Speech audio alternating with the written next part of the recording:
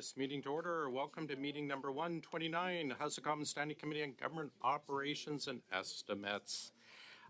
We have two witnesses with us today. We'll start with Laura Jones. She has slides up on our TV, so start with her and then we'll go to Mr. Greco.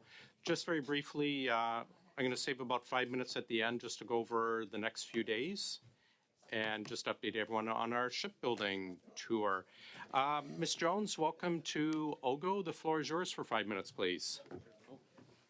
Well, thank you very much, and thank you for inviting me to address the committee. By way of background, I am currently the president and CEO of the Business Council of British Columbia, and prior to that, spent 2 decades with the Canadian Federation of Independent Business, representing small businesses across Canada. Regulation has been a career-long interest of mine, and I've published numerous studies on it, including one recently for the Harvard for a Harvard journal. And I chair the External Advisory Committee on Regulatory Competitiveness, which has a 2-year mandate to give external advice to Treasury Board. During our work, we heard a consistent theme that there was an urgent need to modernize and improve our regulatory system, and I will touch specifically on 3 ideas the committee spent time on. First, and most generally, Canada's regulatory system needs a vision or a North Star, and we propose that that North Star be regulatory excellence. If you look at the diagram on the slide that I provided, you'll see it has protection on the vertical axis and burden on the horizontal axis. The quadrant that we should be shooting for in Canada is the northwest quadrant, which represents high levels of protection while minimizing unnecessary burden. And of course, sometimes people refer to unnecessary burden as red tape. High protection is important to Canadians. We want to trust that the milk in our fridge is safe to drink. And it also gives us an advantage, of course, with foreign buyers. We know that Canadian products, whether we're talking about blueberries or lumber, are valued for their quality, and that includes the high environmental and safety standards that govern their production. That makes them very marketable. So regulatory excellence serves the public interest by promoting strong protections while minimizing unnecessary burdens that can limit economic opportunities. And reducing unnecessary burden can be hugely beneficial. We heard one very relevant and compelling example from the province of Nova Scotia. The province is working to eliminate some of the unnecessary burdens facing doctors. And one change that they made was to eliminate some of the unneeded requirements around doctors writing sick notes. This one change alone freed up 67,000 hours of time for doctors in the province, and that's the equivalent of over 200,000 patient visits. So just imagine what a powerhouse Canada could be if we got serious about eliminating unnecessary burdens across all of the interactions governments have with citizens and businesses. The second idea that the committee spent time on is regulatory measurement. Measurement is foundational to accountability and trust, and Canada's regulatory system is in critical need of better measures across the board. We think an early focus of this should be a digitized inventory of regulatory requirements. And the good news is Transport Canada is developing something that could do this job across government. They're developing a searchable database that can do things like identify regulatory requirements throughout the supply chain. So you might want to know for EV batteries from mining to manufacturing how many requirements there are, or maybe you want to know how many different definitions there are for child in Canadian legislation and regulation. The answer is there are 103 definitions for child in 107 Canadian acts and regulation. So an easy-to-search database would save time and allow for better targeting of areas where burden can be reduced and understanding of areas where more regulation may be needed. Of course, we could also track what's happening to the inventory over time. The final idea I want to highlight is consultation and engagement. We believe we need a culture change from one and done consultation to ongoing engagement and continuous improvement throughout the life cycle of regulation. General themes that we heard in our work include the importance of plain language, outreach that starts early, making compliance as simple as possible, and creating easier ways for users to provide feedback to the system. So creating and maintaining those strong avenues for external advice and feedback, and this could, of course, include a third external advisory committee. We think that outside advice supports momentum and accountability around regulatory excellence. So in conclusion, 3 ideas. Regulatory excellence can make Canada more competitive and help with the affordability challenges that are top of mind for households and the productivity emergency that is top of mind for the Bank of Canada. It's an idea that should be championed across government and beyond. Second, we need better measurement to hold ourselves accountable to the idea of regulatory excellence. And finally, regulators need to seek outside advice and stay in conversation with those that they regulate. The External Advisory Committee is a good example of that. Thank you very much. Thank you very much, Ms. Jones. Before we start with Mr. Greco, just a reminder, everyone, keep your earpieces away from your microphones at all times. Mr. Greco, welcome back. The floor is yours. Thank you, Mr. Chair. It's nice to see you again along with members of this committee. And so it's my pleasure once again to appear up before you on behalf of 400 chambers of commerce and boards of trade and more than 200,000 businesses of all sizes, of all sectors of the economy, and from every part of the country. Now, I've already had a chance to share an opening statement with this committee, so I'm really looking forward to the discussion and questions. So I'll keep my opening remarks fairly brief. Having said that, as I mentioned in my last appearance, the regulatory burden is an ongoing issue for Canadian businesses. It stifles business growth and investment in Canada. According to the Organization for Economic Cooperation and Development, the OECD, Canada ranks second last among a group of 31 countries in terms of business investment growth. The relatively poor investment performance of Canada compared to other countries suggests that businesses see less opportunity in Canada, spelling trouble for the country's future economic growth prospects. While our members frequently bring forward specific regulatory challenges, they all lead to a broader general theme. The government is moving too slowly on regulatory modernization while taking a piecemeal approach. As a result, the complexity of our regulatory system continues to stifle economic growth. Canada also has a complex network of overlapping regulations from all levels of government that make a lot of things more expensive and more difficult than they need to be for businesses. Every hour and every dollar businesses spend dealing with redundant paperwork and confusing compliance issues is an hour or a dollar not spent running and growing a business. This is especially true for small businesses, which often lack the specialized staff and financial resources of larger companies to deal with regulation and compliance. Moreover, while some steps have been taken to strengthen interprovincial trade with the launch of the Canadian Internal Trade Data and Information Hub, we have missed opportunities to reduce interprovincial trade barriers. Interprovincial trade barriers cost Canada's economy more than $14 billion each year. Progress on strengthening internal trade is necessary to reducing barriers, ensuring an open market, and the free flow of people and goods across Canada. But regulatory modernization does not mean deregulation or lessening of environmental, labor, safety, or any other important societal standards. Rather, it means writing regulations smarter, more efficiently, and in a manner that focuses on economic growth and business investment. Now is the time for the government to move boldly and urgently on a collaborative, transparent, whole-of-government approach to regulatory reform. The 3 recommendations I put forward in my last appearance were as follows. First, the government must move to implement an economic and competitiveness mandate to federal regulators. Second is regulatory alignment across domestic and international jurisdictions. And finally, the government should pledge to provide regulatory certainty to businesses. The Canadian Chamber, though, also recently submitted recommendations to the President of the Treasury Board regarding the reignition of the Canada-United States Regulatory Cooperation Council, RCC. Our relationship with our most important trading partner is of the utmost priority, and it was good to see yesterday that Canada and the United States reaffirmed their shared commitment to regulatory cooperation.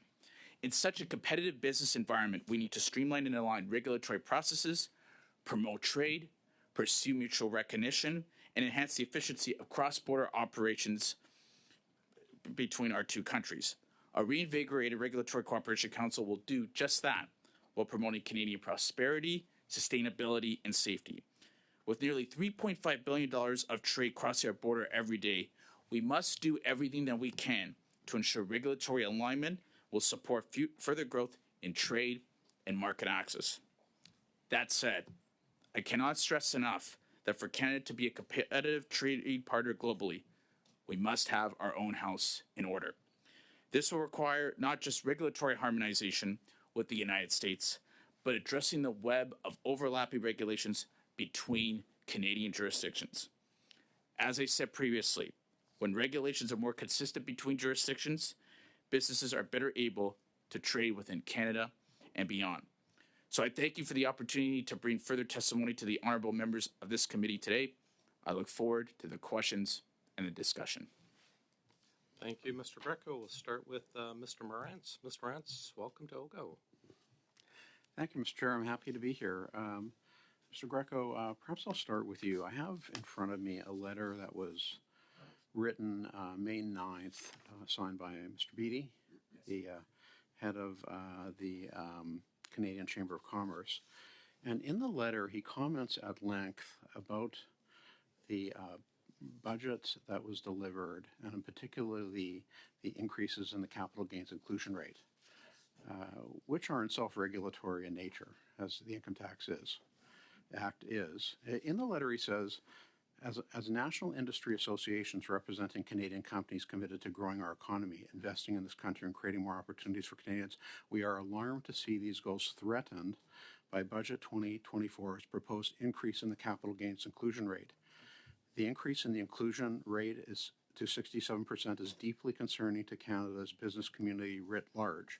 He goes on this type of line of argument, and then he says the assertion that the increase in the inclusion rate to 67% will only affect a small percentage of wealthiest Canadians is misleading.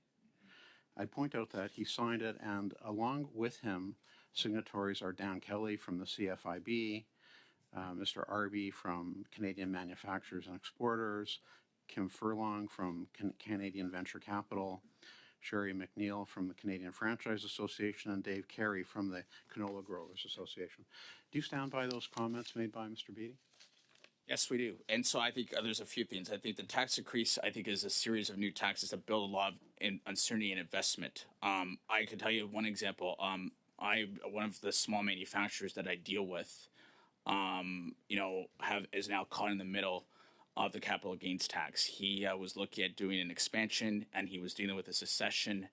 And as a result now, because of the capital gains tax increase and how he's caught in that threshold, now he has to relook at his succession plan, and he has to look at new investments in machinery, equipment, and technology. And I think, at the end of the day, we want a competitive business environment, but we can't have, a series of web of carve-outs and different caveats. We need to look at ending our tax and spend politics and really look at broad-based tax reform and to ensure innovation, growth, and investment. I hate to cut you off. I want to make sure I have a few more questions I want to make sure that we get in.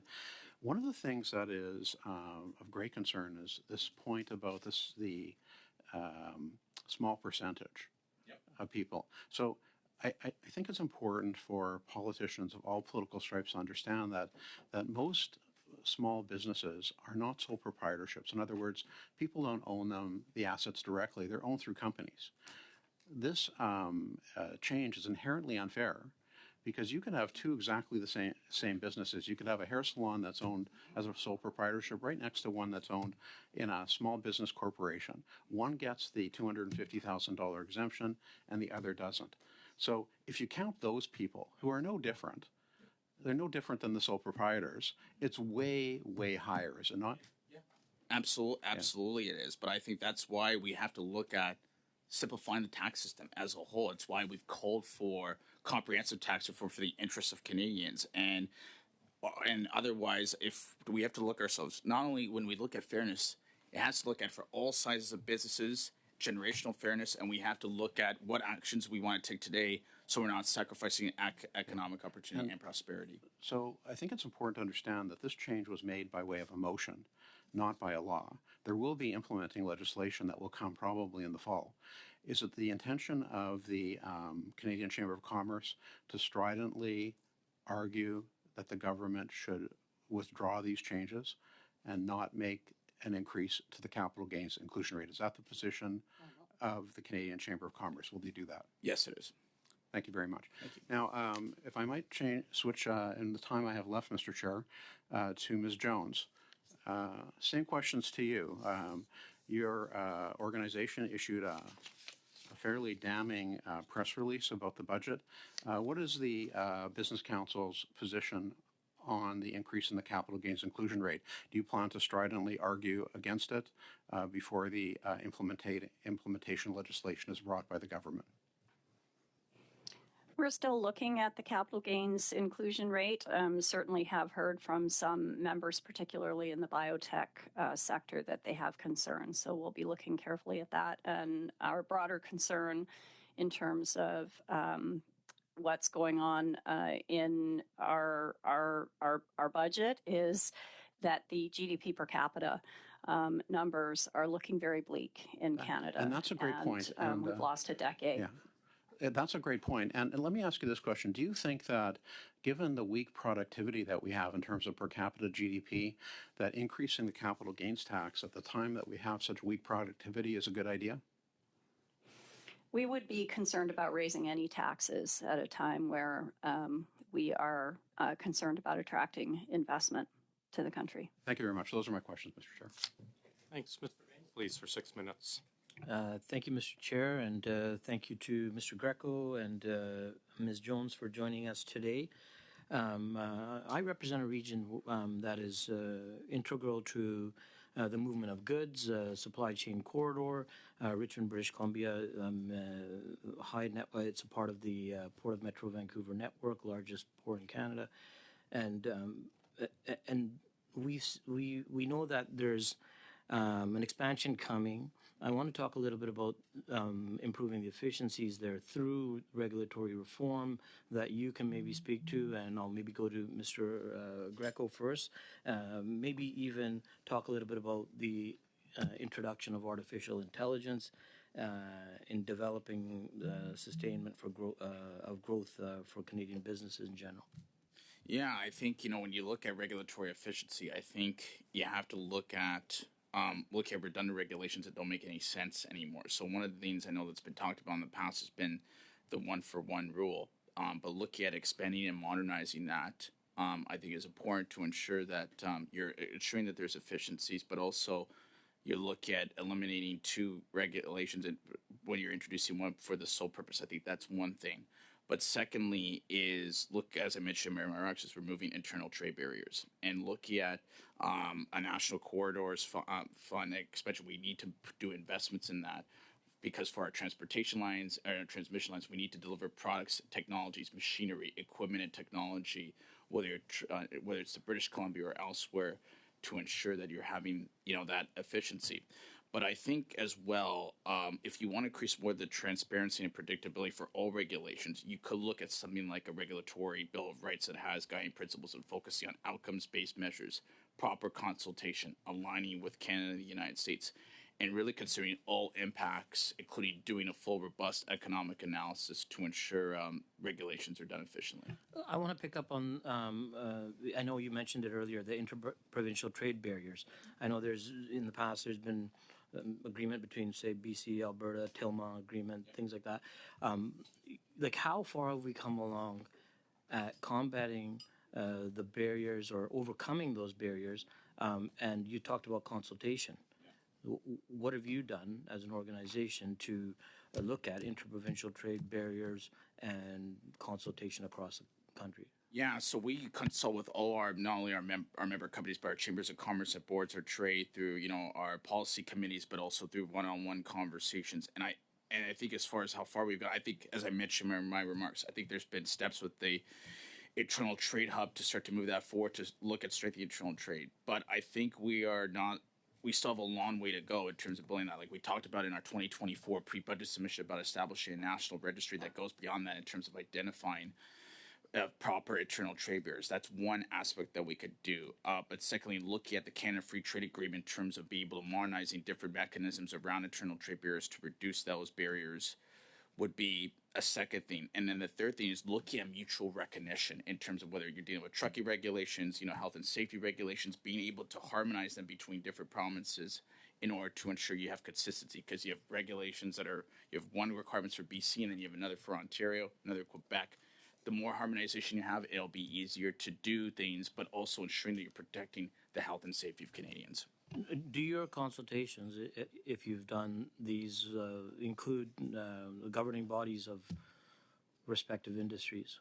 Yeah, we work closely with governing bodies as well, but then also we work with the other trade associations and different, regulatory bodies. I mean, we always try to take a whole of government approach federally, but then also with our provincial chambers of commerce and our members of ours, they work closely with provincial associations as well. I would say though too, on the theme of consultation, I think what's important as we go forward is if we're approving consultation at the government level, is looking at establishing different roadmaps with different divisions within the Treasury Board, whether you're dealing with life sciences, manufacturing, in order to ensure, how are we progressing these different measures?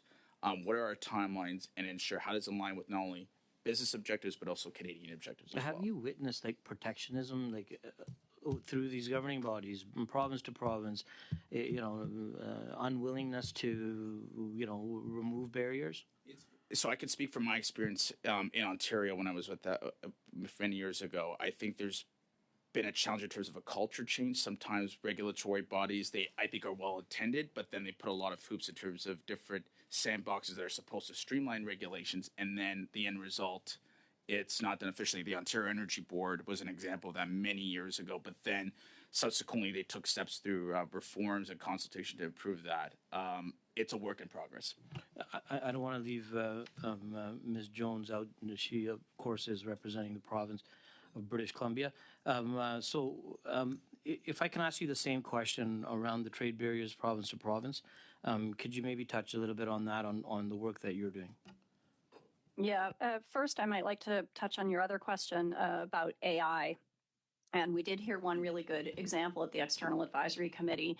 The City of Kelowna is doing a pilot where they're looking at taking housing approvals from, weeks and months to a matter of seconds for those basic approvals. And again, another example of how working towards regulatory excellence can deliver better outcomes for Canadians, because those staff that were working on those approvals at the City of Kelowna can now be working on more complex approvals. And so that's an example of a win-win. And I think we do need to look at equipping our regulators to be world-class in Canada.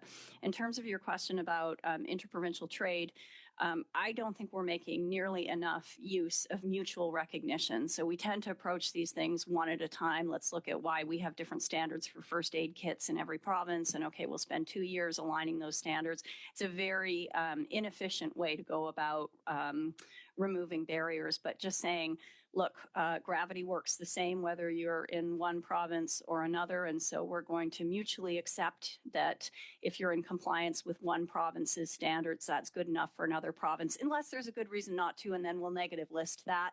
Would be a way better approach to accomplish more faster across Canada on the interprovincial trade front. Thanks. I have to cut you off there, Ms. Jones, because we're out of time, but I'm sure Mr. Baines will expand a bit more on this next round. Mrs. Vignola, please, for 6. Merci beaucoup.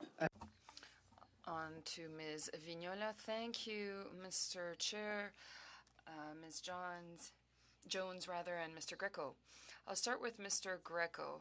Have you found the appropriate channel for interpretation? Fantastic. I'd like to talk about the capital gains and the exemption for businesses before making a certain amount of capital gains. They will be charged 60%. That amount of capital gains for companies is, do you know how much it is? I don't know at this time. 3,5 millions. So it's 3.5 million. Before 3.5 million, it is the same capital gain rate. It is charged at 50% as it is right now. So there is a gradual increase. The bill has not been tabled yet. Of course, there are some modifications to make, especially for SMEs and for agricultural organizations and companies. Of course, we don't want to push things over the edge. We want to be able to cross the bridge before we burn the bridge. So we were talking about harmonization earlier. You talked about harmonization between provinces. Does that harmonization need to be done while risking the autonomy of Canadian provinces and territories, or should the provinces decide for themselves the elements that they would like to discuss? Does the federal government absolutely have to have its fingers in that piece of the pie? Thank you for the question. I think there has to be a collaborative approach between the federal government and provincial governments in terms of regulatory cooperation and harmonization. I think that could be done through First Ministers meetings, through FPT meetings that happens between different ministers. I don't think you need to encroach on federal jurisdictions, but you need to be able to break the silos in terms of before you're doing any regulatory changes, whether you're dealing with medical devices, food products, infant formula. Everybody has to be able to talk to each other. Otherwise, you do run the risk of duplication. You do run the risk of not protecting health and safety outcomes. I think the more we collaborate, the better I think we all are off. Merci. Au niveau de... Thank you. With regards to the harmonization, the American Confederation comes to mind. There are 52 states, if my memory serves me well. Have those states performed harmonization? Are there rules, regulations that are different from one state to another? Or can we take the example of Germany? Is there any harmonization there, or should we study this more? I think the United States has done some progress. I think another example would be the United Kingdom, where they have looked at harmonization initiatives. One thing that the U.S. has done in particular is through the Office of Regulatory Affairs is they've launched kind of a whole website in terms of look at different resources, different regulations between different states, to kind of build it as a concierge service to coordinate harmonization and regulatory activities. I think that as a public tool would go a long way to help the public understand what's there between different states, but also government understanding. Here are the barriers to growth. Here's where there's opportunities to harmonize. And then you can even have Canadians or other government officials be able to submit through a portal those harmonization opportunities. Merci beaucoup. Je vais y aller avec Madame. Thank you. Ms. Jones, I would like to ask you a few questions now. Among the members of the External Advisory Committee, is there anyone who represents the interests of the population, or are there only members who represent the interests of the companies? Very good question. Actually, it's a pretty broad-based group of Canadians, so several academics on the group, a few that are representing business interests, and one for civil society.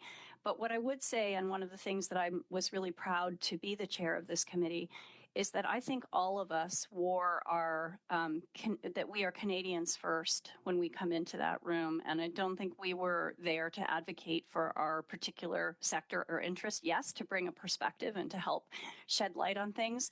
But it was a very good group of citizens who are very serious about trying to do the right thing for the country. Merci.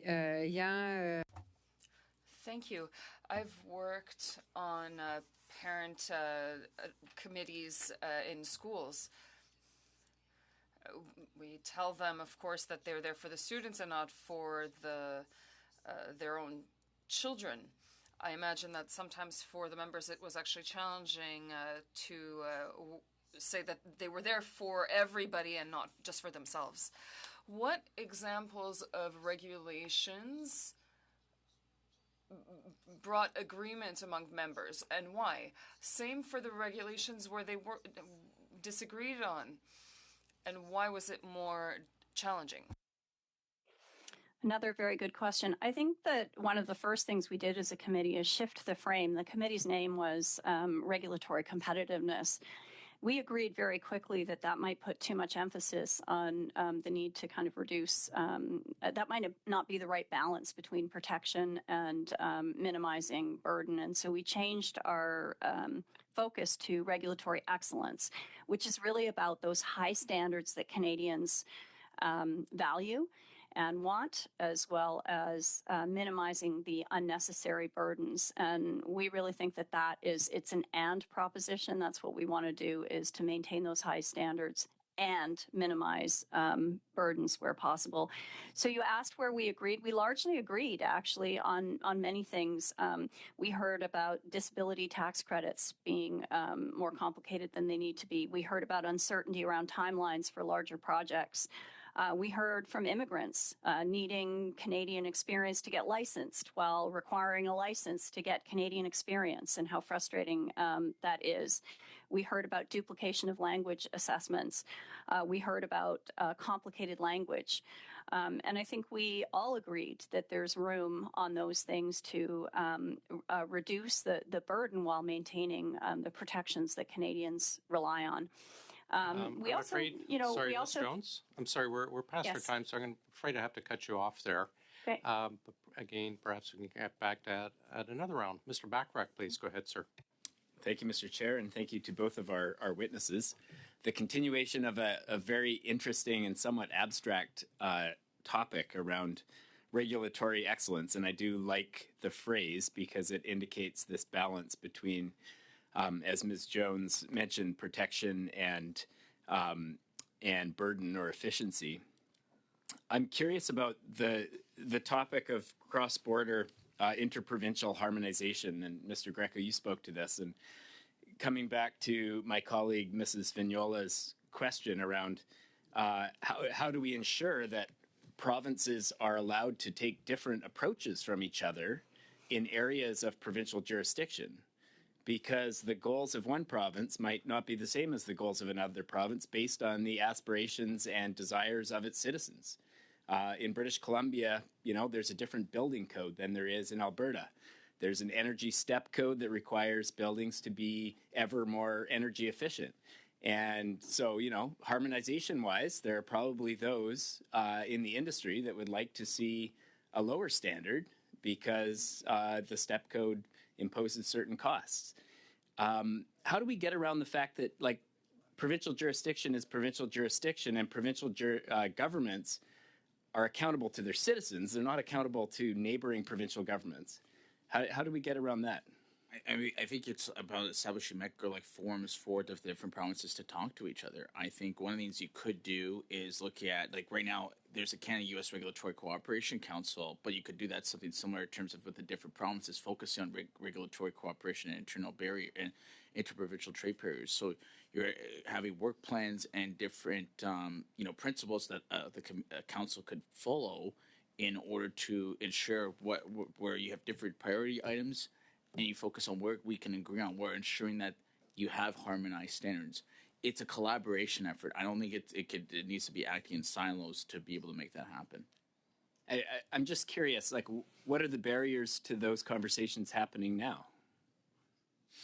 I think the challenge has been, I think you have different ministers. They talk, let's say the energy minister or the finance minister or the health minister, they talk to each other, but sometimes at a broader level with different ministers.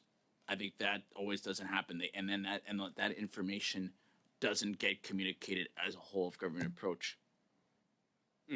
Okay. It just seems that, if there's a good to be achieved here, that there's no barrier to ministers reaching out across the border and saying, should we come up with a harmonized approach in this area? It feels like where we have different regulatory systems, one of the reasons for that is because there are actually different regulatory objectives in different jurisdictions. That's a fair And point. so if you have different regulatory objectives, how do you harmonize regulations?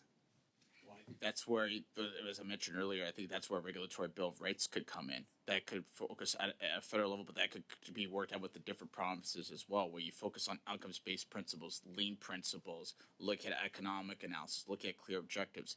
That's one aspect of it. And then if you do proper work plans and different priorities, and make sure that the different provincial ministers, report back as to what they're hearing from their constituents, and formalize and revise those plans on a regular basis, I think that could go a long way. But it requires as well, not only the different governments talking to each other, but they have to go into the different companies and talking to Canadians to make that happen. Otherwise, it's that process could be compromised.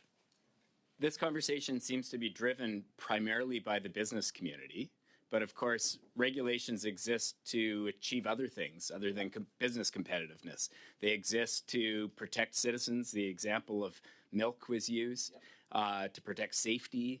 All of these things that are important. How do we ensure that citizens have a seat at that table when we talk about regulatory excellence?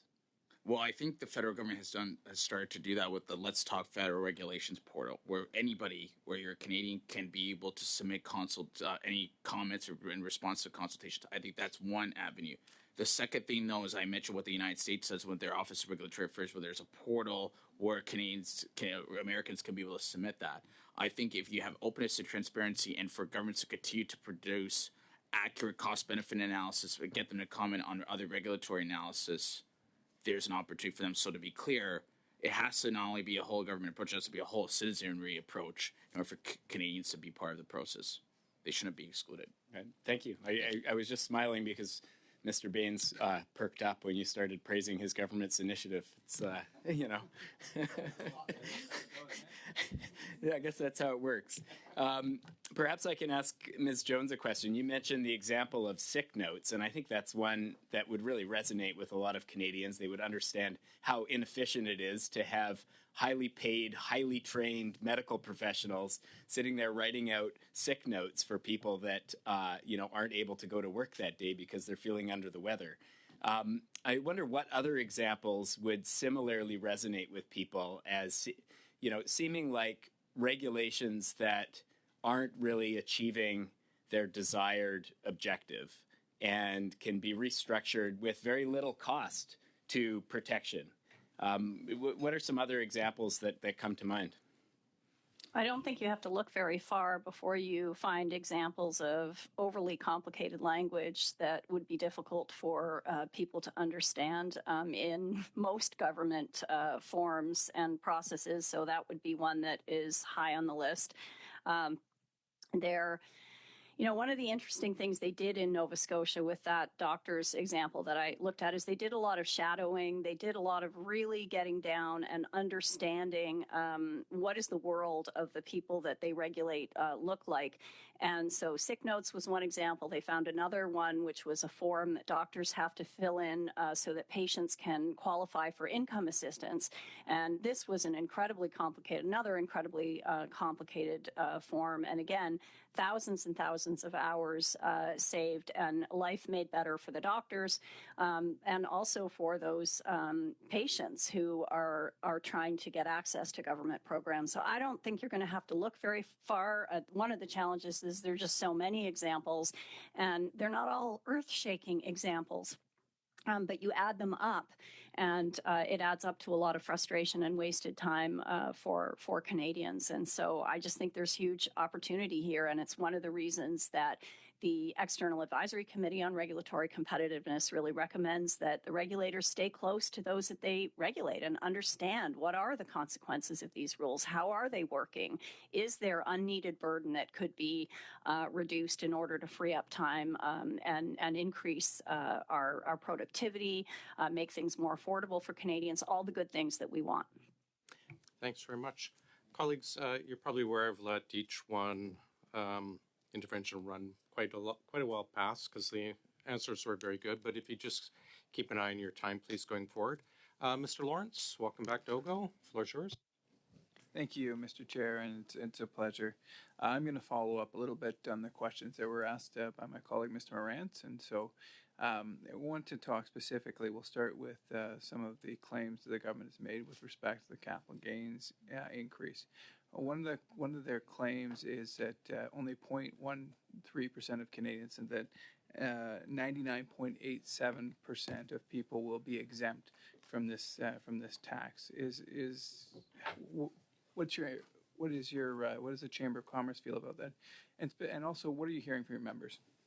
I think we're hearing from our members. I think there's a lot of frustration right now in terms of these of carve outs being happening with these tax and spend policies. Frankly, I think I think we all want to have fairness in the tax system. We understand that there needs to be taxes that are paid, but as a result of this tax, there's a risk of losing productivity, losing investment to the south of the border at a time where in 12 out of the last 15 quarters, our productivity numbers are down. We've virtually had almost no GDP growth.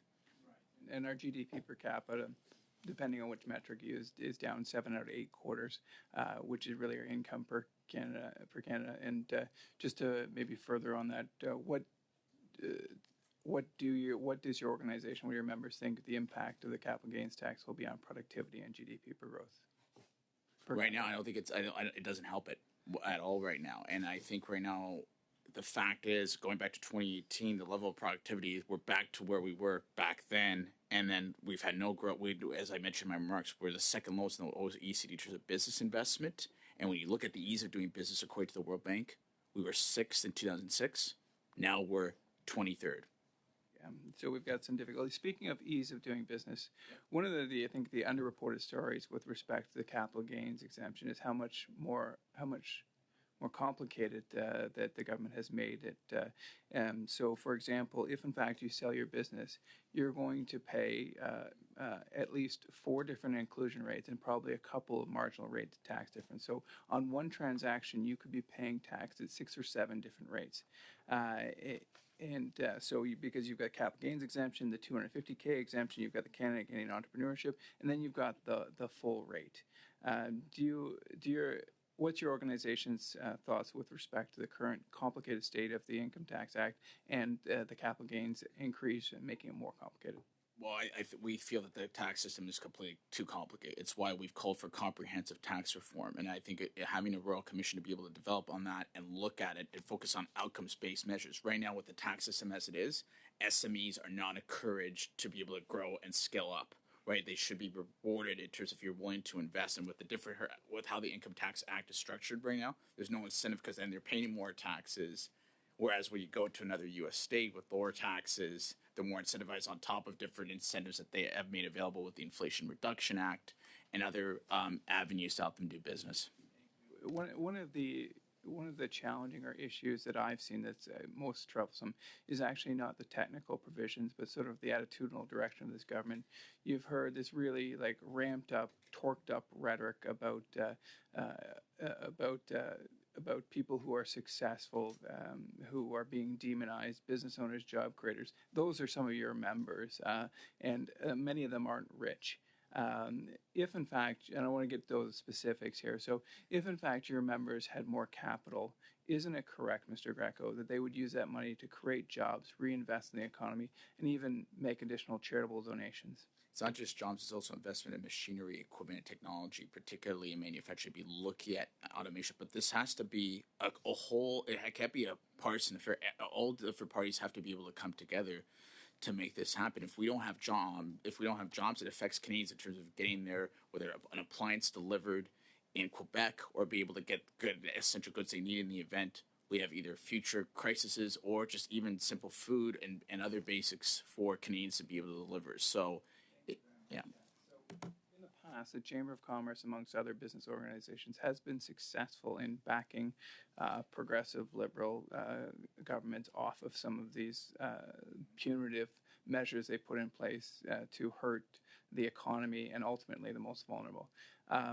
Could you tell us, do you have any plans to launch websites, to have media campaigns? And if you don't, I think now would be the time to start. And you've got 5 Liberal members here. You should tell them exactly the impact this is going to have on the Canadian economy. I think You've got enough time for a yes or no answer. We're working on it. Thanks. Mr. Sousa, go ahead, please. Well, thank you for the opportunity to have a discussion about being competitive. That's the whole point.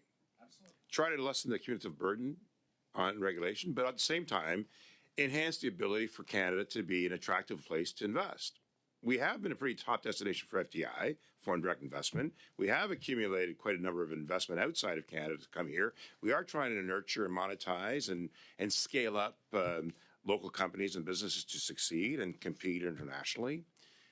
And that also means having a carbon pricing system in place that enables us to compete because of trade requirements, because they're built into the trade requirements to have carbon pricing put in.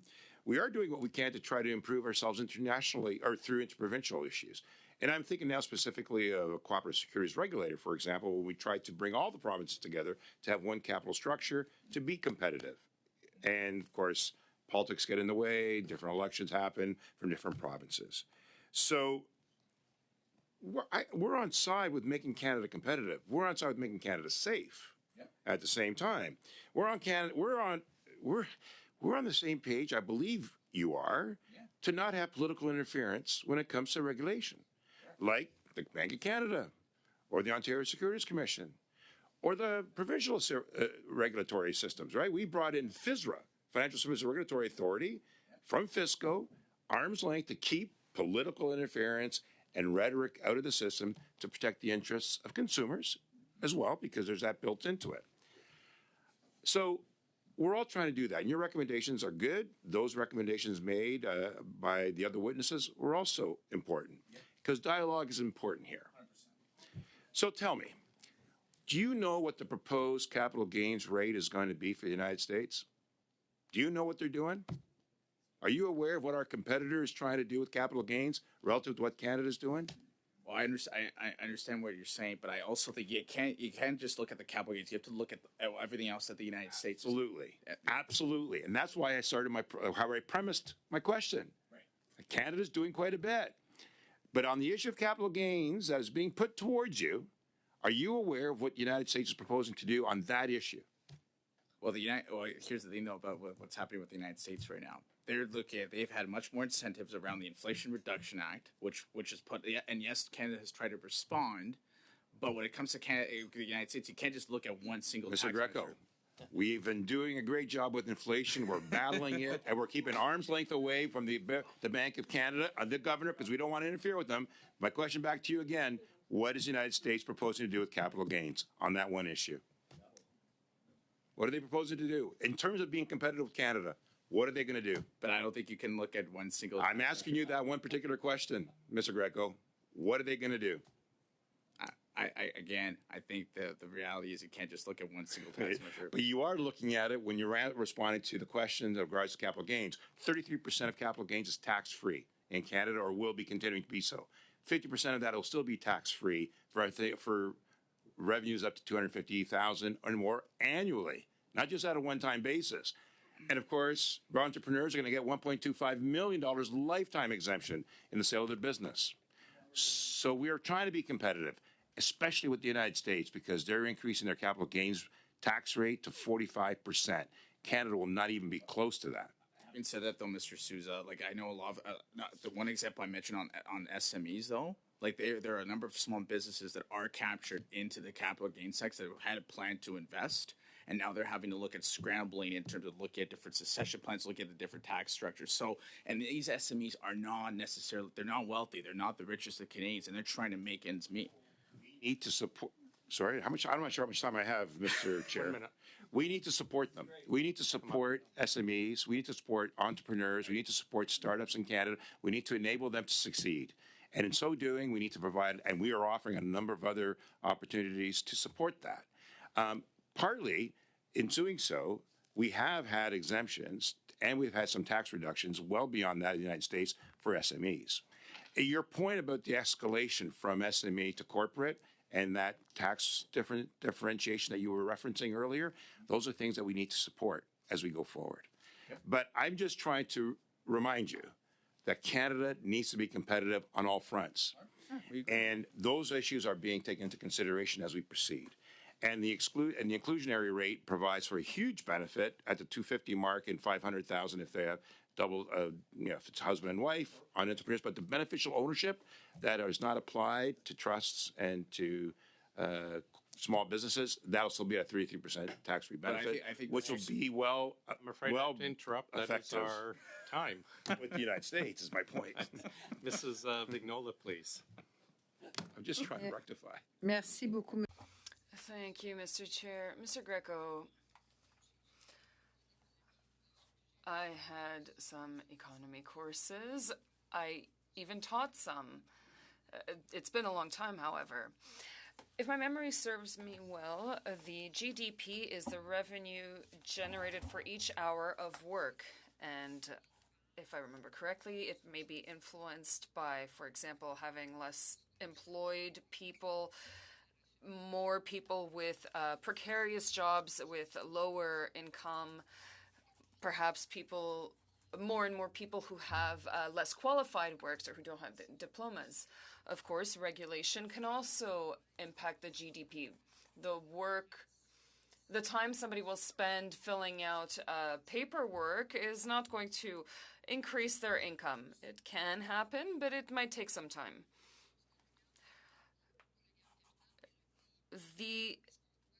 When taking into account the GDP, should one only take into consideration capital gains at the time of sale, or should everything be taken into consideration in order to see what is currently greatly impacting the GDP, or Canada's GDP rather?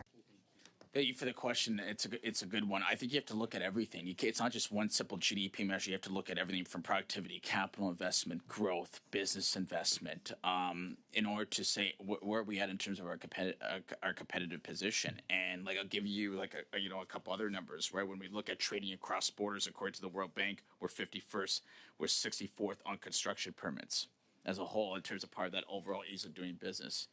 It has to be everything, and it's why I think this is where I think we have to look at not only broad-based tax reform, but we have to look at broad-based regulatory reforms and really look at that. I think the External Advisory Committee, I think that the work that Treasury Board is doing, they're starting to do that, but it has to look at really focusing on how we're tracking, how we're reporting, we're monitoring our progress. Otherwise, we're going to have a measure there, a measure here, and then we're not going to keep moving things forward.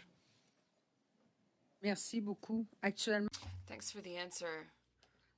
Right now, Canada is having one of its highest increases demographically, first in 30 years. Is this phenomenal demographic increase having an impact on the GDP? I would say it's having more of an yes to a degree, but it's also having more of an impact on some of our productivity numbers too, as well, and how we'll be able to maximize, workers coming into the workforce to be able to be more efficient and getting the most out of, what we do. Like if you do a comparison between Canada and the United States, there's around a 20-25% difference in terms of what we get our productivity. That has been due to yes our population, but it also requires additional training and resources to get those numbers up. Thank you very much. Mr. Bachrach, please. Mr. Chair. I found Mr. Sousa's line of questioning interesting, and Mr. Greco, you mentioned the anticipated impact of capital gains changes on GDP. Are you familiar with the research into the impact of capital gains on GDP? Yes. And do you agree that it shows there is pretty mixed research in terms of the conclusions? I'm looking here at a study out of American University that was posted earlier this month, and it looked specifically at the proposed increase to capital gains taxes in the United States and actually found that there was going to be a positive impact on GDP from increasing the capital gains tax on the wealthiest Americans, something that President Biden has proposed. How could it be possible that increasing the capital gains tax could actually increase GDP in the United States? I think you have to look at that Canada's in a different position than the United States overall in terms of where we're at in terms of our GDP growth numbers, where we're at productivity in terms of our investment climate. I don't think, yes, it's important to pay attention to the United States, but we're in a different position in terms of where we're at in terms of our wealth and prosperity. But this study tried to pull out that one factor and isolate that one factor and quantify the impact of that one factor on GDP. And it found a positive correlation, which frankly I find a bit surprising. But you know, it does call into question this assumption that if you raise capital gains taxes, it's going to negatively impact the gross domestic product.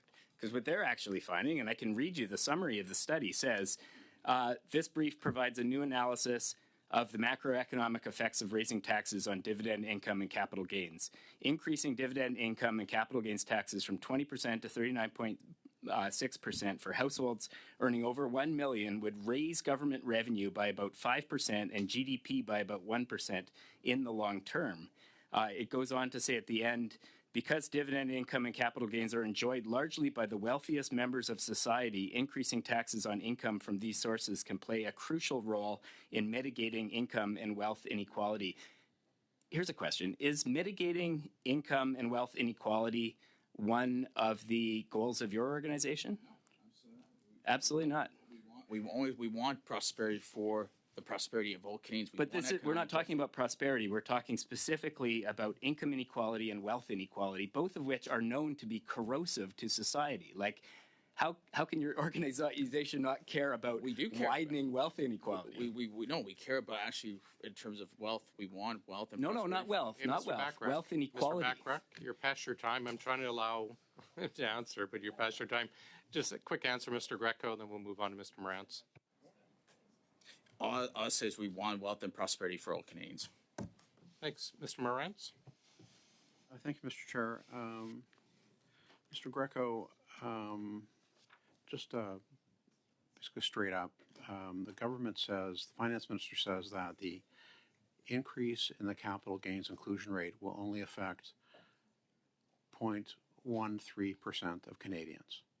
Do you think that's an accurate statement? Based on examples that we've heard from members of all different sizes of companies, it's more just going to affect a small amount of people. Yeah. And let's talk about the relationship between productivity and risk-taking. Because really that's the nub of the question. When you increase the capital gains tax, that is essentially a tax on productivity, is it not? Well, I think it's not. It doesn't help. I mean, Canada's productivity is the worst it's been since the 1990s, and we're putting, and as a result, we put not only our prosperity at risk, but we also provide our living standards at risk. And simply put, I think something needs to change if we're going to jumpstart economic growth. Now, the finance minister likes to argue that, well, it's not fair that somebody who's working pays tax on 100% of their income, but that somebody who makes an investment takes a risk and makes a capital gain doesn't pay tax on 100% of that income. That they see that as being inherently unfair. And you know what? I'm willing to give some openness to hearing that argument. I mean, on the face of it, it seems that way. But the reality is it not that the end result of that argument is that if you were to make 100% of a capital gain taxable, say the inclusion rate was 100%, what effect do you think that would have on risk-taking across multiple sectors of industry in Canada? I think simply put, if you have any series of new taxes or anything that makes it more difficult to do business, it builds uncertainty, it stifles investment, and it signals to the world do business elsewhere. That's something we can't have. And when people take risks, there's a risk that they could lose, correct? There's always in our entrepreneurial culture. There's always we know a number of businesses that take risks every day to be able to grow and expand their businesses. Yeah, or they could make a profit. Yeah, there's a risk of profit or loss. So it's different than just earning a salary at a job, is it not? Well, it takes a lot to be able to start a business. Yeah, and lots of businesses fail, do they not? Businesses fail, and that's the risk of entrepreneurship. So if you said there's a young business person just deciding for the first time they want to invest in a business, and you said to them, well, 100% of your gain is going to be taxable, just like if you were earning a salary. Do you think they would be more likely or less likely to make that investment? I think simply put, any additional new taxes puts a risk on additional investments being made in Canada. Yeah. And given that Canada's productivity has declined significantly, in fact, it's gone down 2% according to the OECD, when the United States has gone up 8% since 2015. I wonder what happened in 2015. But yeah, Canada is heading in the wrong direction in terms of productivity. Shouldn't we at the very least not be making it more expensive for risk takers to take those risks? You want to be the less expensive it is, more businesses have a chance to succeed and want to do business in Canada. Thank you, Mr. Chair. Those are my questions. Thank you. Mr. Jawari, please. Thank you, Mr. Chair, and warm welcome to both our distinguished witnesses today. Thank you for your testimony. I'm going to go back to productivity and capital gain, although I had a completely different question, but I believe it's worthy to make some clarification. I'll start with you, Mr. Greco. Can you tell me, in your definition, what does productivity means? Yeah, I think in terms of productivity, it's being able to have more efficient, get the most out of our workers to be more efficient, to be able to produce more goods and services in Canada. Okay. Can you give us a history of where the inclusion rate has been, let's say, since 1980s, through 3 or 4 different governments? And when you say inclusion rates, are you talking about specifically the capital gain inclusion rates? Yes. So, for example, during Mulroney's time, during the Chrétien time, during the Harper time, and during the Trudeau's time. I would have to get back to you on that. I don't have the specifics on that. Okay, look, I'd like to submit in that actually during the Prime Minister Mulroney, which I admire a lot, the capital gain inclusion rate was at 75%. Then it was brought down to about 50%, and it was continued until now. That's been increased. Do you have any idea how that inclusion rate increased from 50% to 75% during Prime Minister Mulroney time? How did it impact productivity? I don't have the specifics on that. I mean, that's something that I would have to work with our senior director of tax person at the Canadian Chamber, and I can get back to you on that. To let you know, the highest productivity rate in recent history occurred during the tech boom of 1990s. And that's when the inclusion rate was actually at the highest. So can you explain to me how an increase of 16% inclusion rate for a high-tech company, which is in the growth stage, with that many allowances to be able to exclude it from taxes, is going to impact productivity? So how does it reduce the productivity? Because you just said the productivity is basically the output of an individuals who are working in that economy. How is that going to impact it? I think you have to also look at just the overall environment is to be able to invest in people, in processes, in technologies. That all ties into productivity as well. And if it's simply put, if it's more expensive to do business and it's higher business costs, it impacts. There, I can hear again. It impacts ability to be an investment and do investments in productivity. You can't make it more expensive to do so. Inclusion rate only comes at the time that you're actually divesting.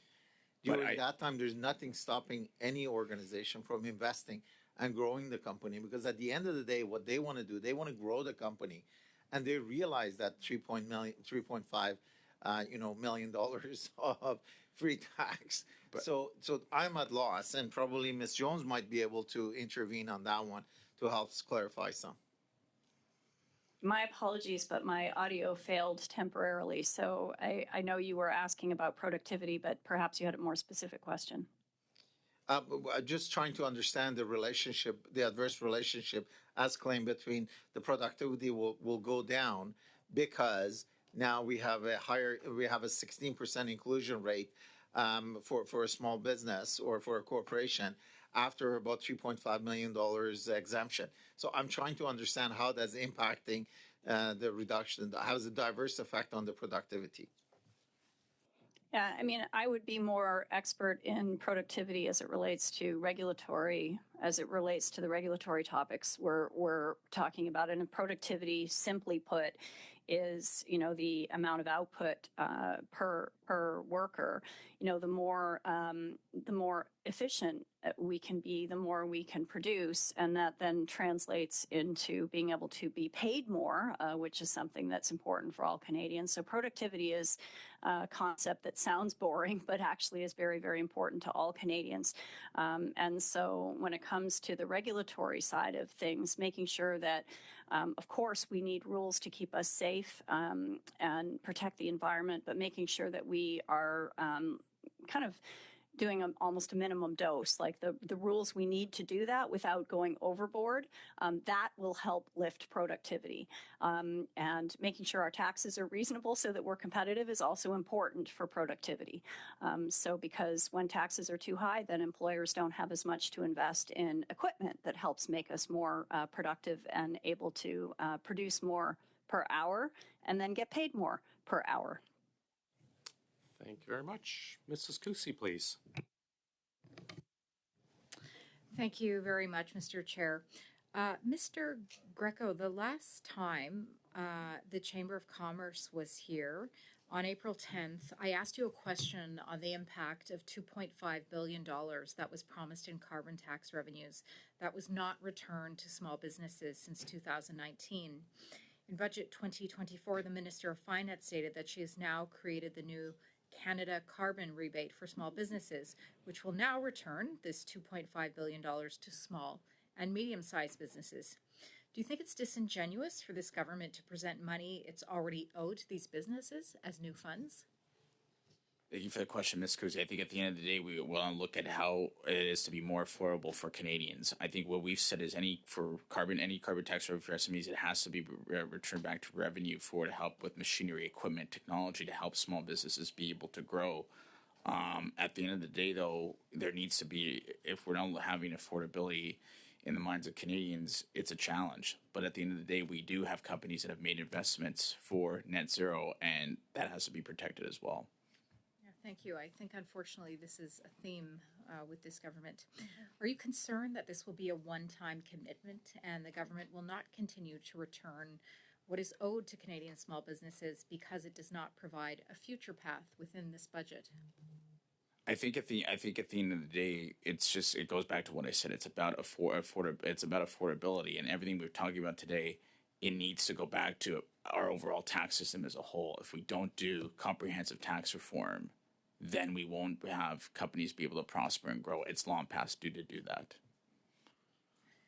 Another organization that has testified at this committee, the CFIB, has stated that small businesses pay about 40% of the carbon tax, but are only eligible for approximately 5% of the rebates. This is already a decrease from the previous 9% that they could claim. In your opinion, how would this impact Canada's productivity and the ability for small businesses to grow?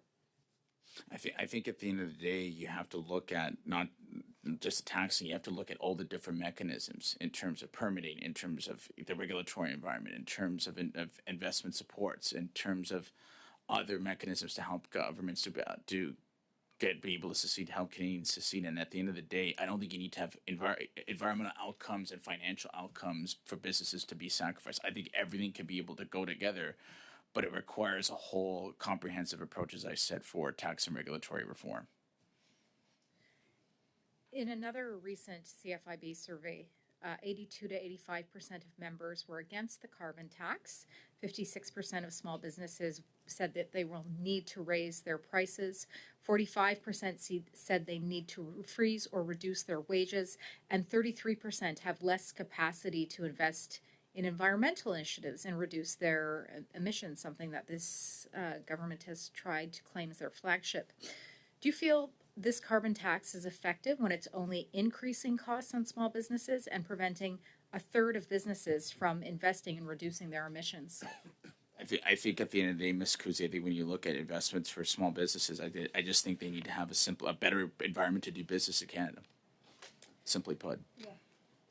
In your opinion, how will the continued increase in the carbon tax impact Canada's current cost of living crisis when 56% of small businesses are raising prices while also freezing or reducing wages?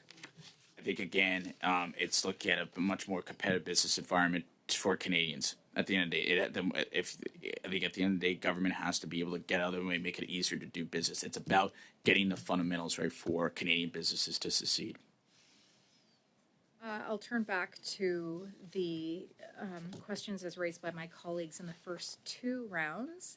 In a letter to the Minister of Finance on May 9th, the Chamber of Commerce stated that generational fairness should consider the actions we are taking today at the expense of our future prosperity. You also state that this measure will not this measure will limit opportunities for all generations and make Canada a less competitive and less innovative nation. What specifically will be impacted by the increase of the capital gains tax? I think when you look at generational fairness, you have to consider the actions we are taking today. And based on what has been proposed, it's at the expense of our future prosperity and our economic opportunity, right? I think we've had a point right now. We've had a lot of complicated different tax measures, different carve-outs, different caveats, and that's just made. I think we have to get away from that. Otherwise, we're undermining innovation and growth in Canada. So, in your opinion, will this only impact Canada's most wealthy, or will this impact middle-class Canadians as well? In our conversations with members, we have a number of small businesses that have been affected by this, and it's not just the wealthiest of Canadians. It is affecting small businesses who are trying to look at new investments in Canada and are not part of the wealthy 1%. Thank you very much. Thank you, Mrs. Kusi. Mr. Kuzmirchuk, please. Thank you, Chair. I wanted to talk actually about the red tape reduction study, but I'm going to bite on this conversation here that we're having. The average pay of the top 100 CEOs in Canada is about $14.9 million. It is 246 times the average worker salary in Canada. So we hear a lot about fairness. We hear a lot about fairness today, and we also heard about inequality. So explain to me how I can explain to a nurse or a teacher or an electrician or a carpenter in my riding why their salary, their employment income is taxed at 100% of their income is subject to tax, whereas a top CEO earning $14.9 million and who has investments in stocks and that they're selling or real estate or cottages, that those capital gains are only taxed or subject to 50%.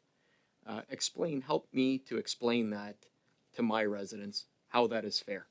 That a worker, like a nurse, a teacher, a carpenter, a welder, 100% of their employment income is taxable, is subject to tax, whereas a CEO that is earning $14.9 million, 246 times the average salary of an average worker in Canada, why their investments, whether stocks or real estate, is only 50% of those investments of that profit is subject to tax. How is that fair, sir? I think you have to look at overall generational fairness. I don't look at picking and choosing. It's about what this means for everyone. And about what we look at a future. Like I know a number of small business owners who are not part of the wealthiest Canadians and have made investments that are caught up in this. I think at the end of the day, though, I think we have to get away from, these carve-outs. I think we have to look at what's fair for all Canadians, and that's where it goes back to what I said earlier. It's about a comprehensive tax reform that we have desperately needed. Something that our organization has called for, to help all Canadians and all businesses for communities. It's not about one group or the other. Sir, we had a much more fair capital gains system under Conservative Prime Minister Brian Mulroney, when the capital gains inclusion rate was 75%, the highest in history.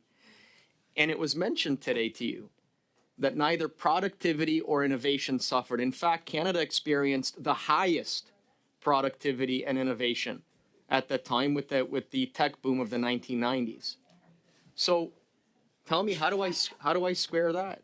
Simple. A simple and fair and principled tax system that works in the best interest of Canadians is the way to go. It's why I think we need a nonpartisan effort for all political parties to commit to comprehensive independent review of Canada's tax review system. And it cannot be politicized. It has to be for all parties to come together to work in the best interest of Canadians. But Mr. to make Greco, this happen. answer me this question. Why is Galen Weston have a lower marginal effective tax rate than a plumber, a teacher, a nurse, a welder in my community? And how is that fair? Again, at the end of the day, we have to look at generational fairness, that we have to consider the actions that we want today. Do we want future prosperity? We want economic opportunity to be for the benefits of Canadians. If we don't have jobs, if we don't have prosperity, if we don't have investment in Canada, then it affects all Canadians and it affects our ability for Canadians to get what they need at the end of the day. Mr. Greco, is it a good thing? Is it a good thing? I'm going to ask you some questions. Is it a good thing that we introduced the child care plan that is saving moms and dads, employees that are working for the companies that you represent, $10,000 a year on average? Is that a good thing? And also, because of that child care, they're able to take that job or able to go to school and improve their skills. Is that a good thing for your organizations and the companies you represent, that child care plan?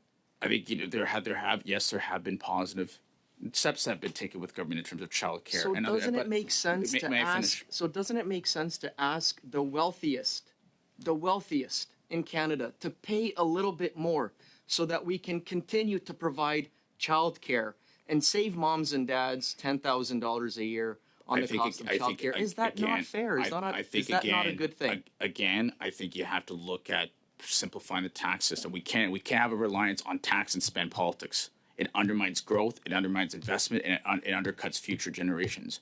When we look at fairness, if we do comprehensive tax reform properly, that will allow us to for the benefit of all Canadians. Thank you very much. We will now go to Mrs. Vignola for 2.5 minutes, please. Merci beaucoup. Thank you, Mr. Chair. I'm going to talk about regulation again in relationship to the red tape, the amount of red tape. The question is for both witnesses. A few witnesses, I went to a panel or a panel on sustainable tourism. All companies, no matter their size, said that there was far too much paperwork to fill in order to get grants, to get loans, to have access to certain tax credits. The information in order to find out what they have a right to is also difficult to access, especially in the case of SMEs. This was the same case, or for bigger companies who can also get tax credits. It's quite phenomenal. How can we ensure that the information is given to them directly or more directly? And secondly, how do we make sure that the paperwork is more efficient and not as voluminous? Are there any examples around the world you can follow? One example is with the Scientific Experimental Research and Development Program, the SHRED program. There's one specific tax form that's very complicated for SMEs to fill out. I think reducing the redundancy and looking at forming like check boxes and being able to is one aspect of it where it's simply yes or no instead of having to fill out a ton of information. I think that's one aspect of it. I think two is helping them have resources they need. So like toolkits. Is another thing. And then you look at having different, where it's in the case for the SHRED program, the Canada Revenue Agency helps deal with compliance and auditing, making it easier for customer service to be established for them to be able to be compliant. I think that includes improving compliance training, but then also getting different, compliance officers to meet with manufacturers to understand. Merci, monsieur. Je vais laisser un peu de temps à Madame Jones, s'il vous plaît. Thank you. I'd like Ms. Jones to answer as well. Thank you. Yeah, I think you're pointing out that there's lots of opportunity to simplify without undermining the objectives, and certainly paperwork forms. That's something that we heard a lot about at the External Advisory Committee. And I think our advice on that was really that we think that every department, every agency needs to get very focused on what they can do. And leadership is one of the things that's really important. I mean, there are lots of priorities in government, but I think that this one deserves to be a priority. And last thing I would say is you don't need to look around the world for good examples.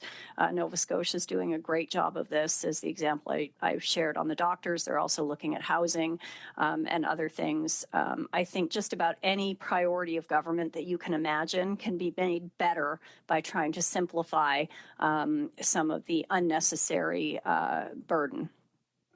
Mr. Bachrach, please. Thank you, Mr. Chair. Mr. Greco, I was somewhat stunned that you weren't able to address my question about wealth inequality and income inequality, because these are widely held economic concerns.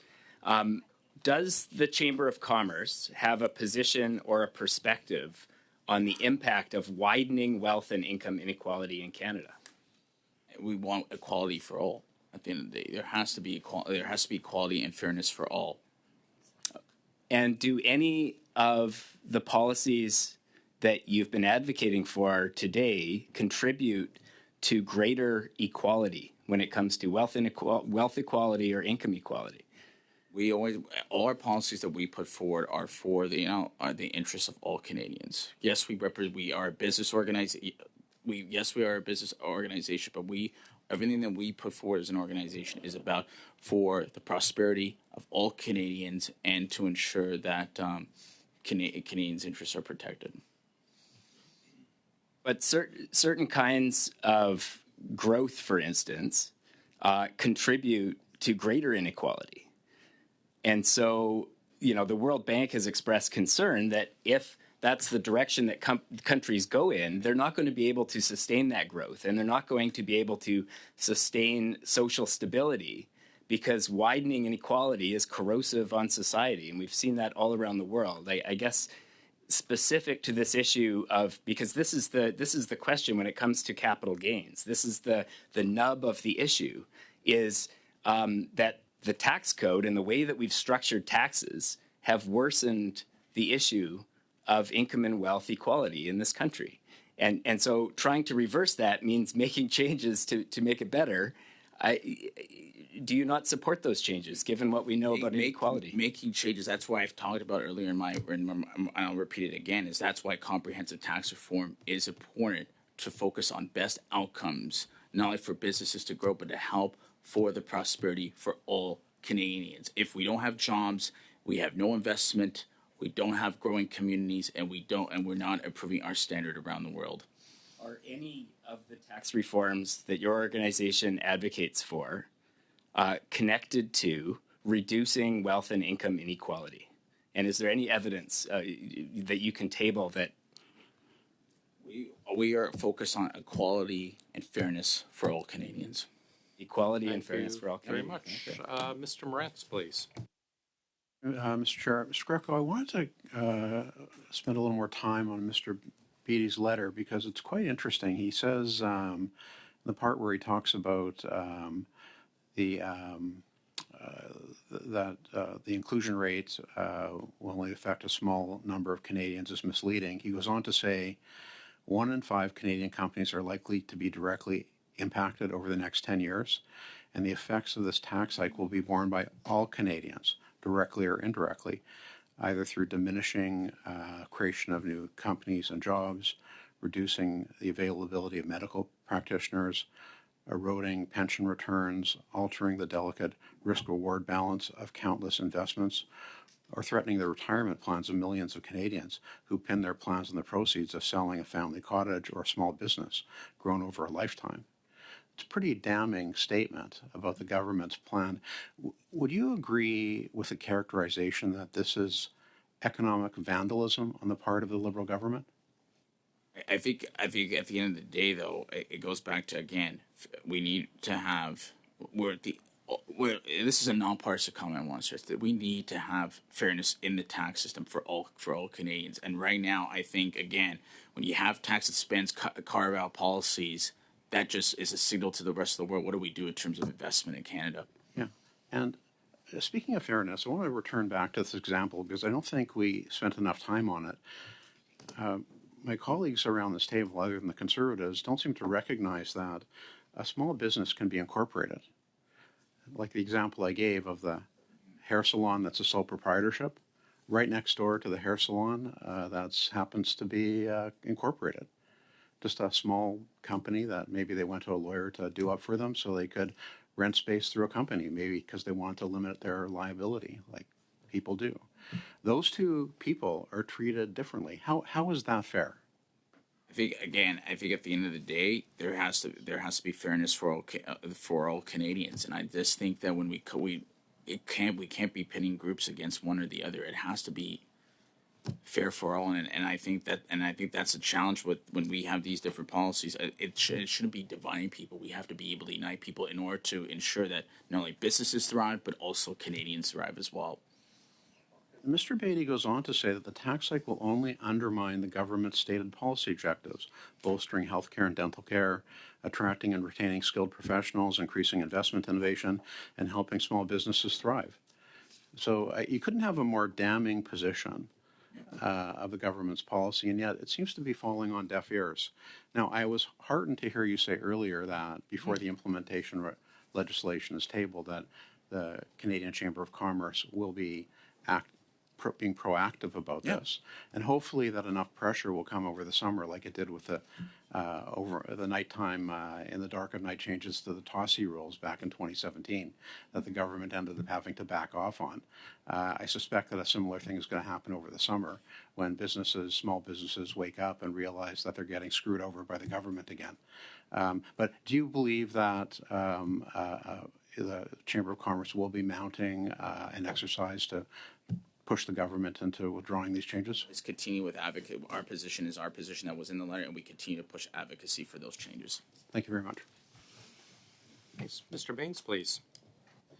Thank you, Mr. Chair, and I'm going to go back to growth of business and talk about red tape and regulatory reforms. And I'm going to dedicate this round to British Columbia. My dear colleague here will be sharing some of my time, and I will ask my question to Ms. Jones.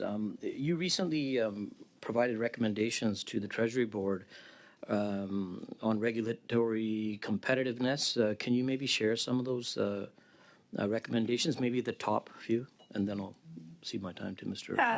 I mean, the top ones that I would like to highlight is, first of all, that we need a kind of a North Star, an idea of what it is we want our regulatory system to do. And I think too often we equate more rules with better protection, fewer rules with less protection, and that's sometimes the case, but not always the case. So we spend a lot of time talking about what regulatory excellence looks like, and we think that Canadians benefit from high standards. Certainly our products are very marketable around the world because they're seen as coming from a jurisdiction that has high standards. That's important.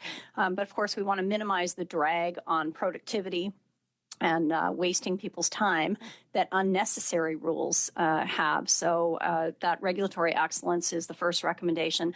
Second, I just want to come in again, we need better measurement. I mean, we wouldn't think on the fiscal side of not having really good measures, a budget that's tabled that we can debate and argue about, numbers that are readily available. We don't have that on the regulatory side.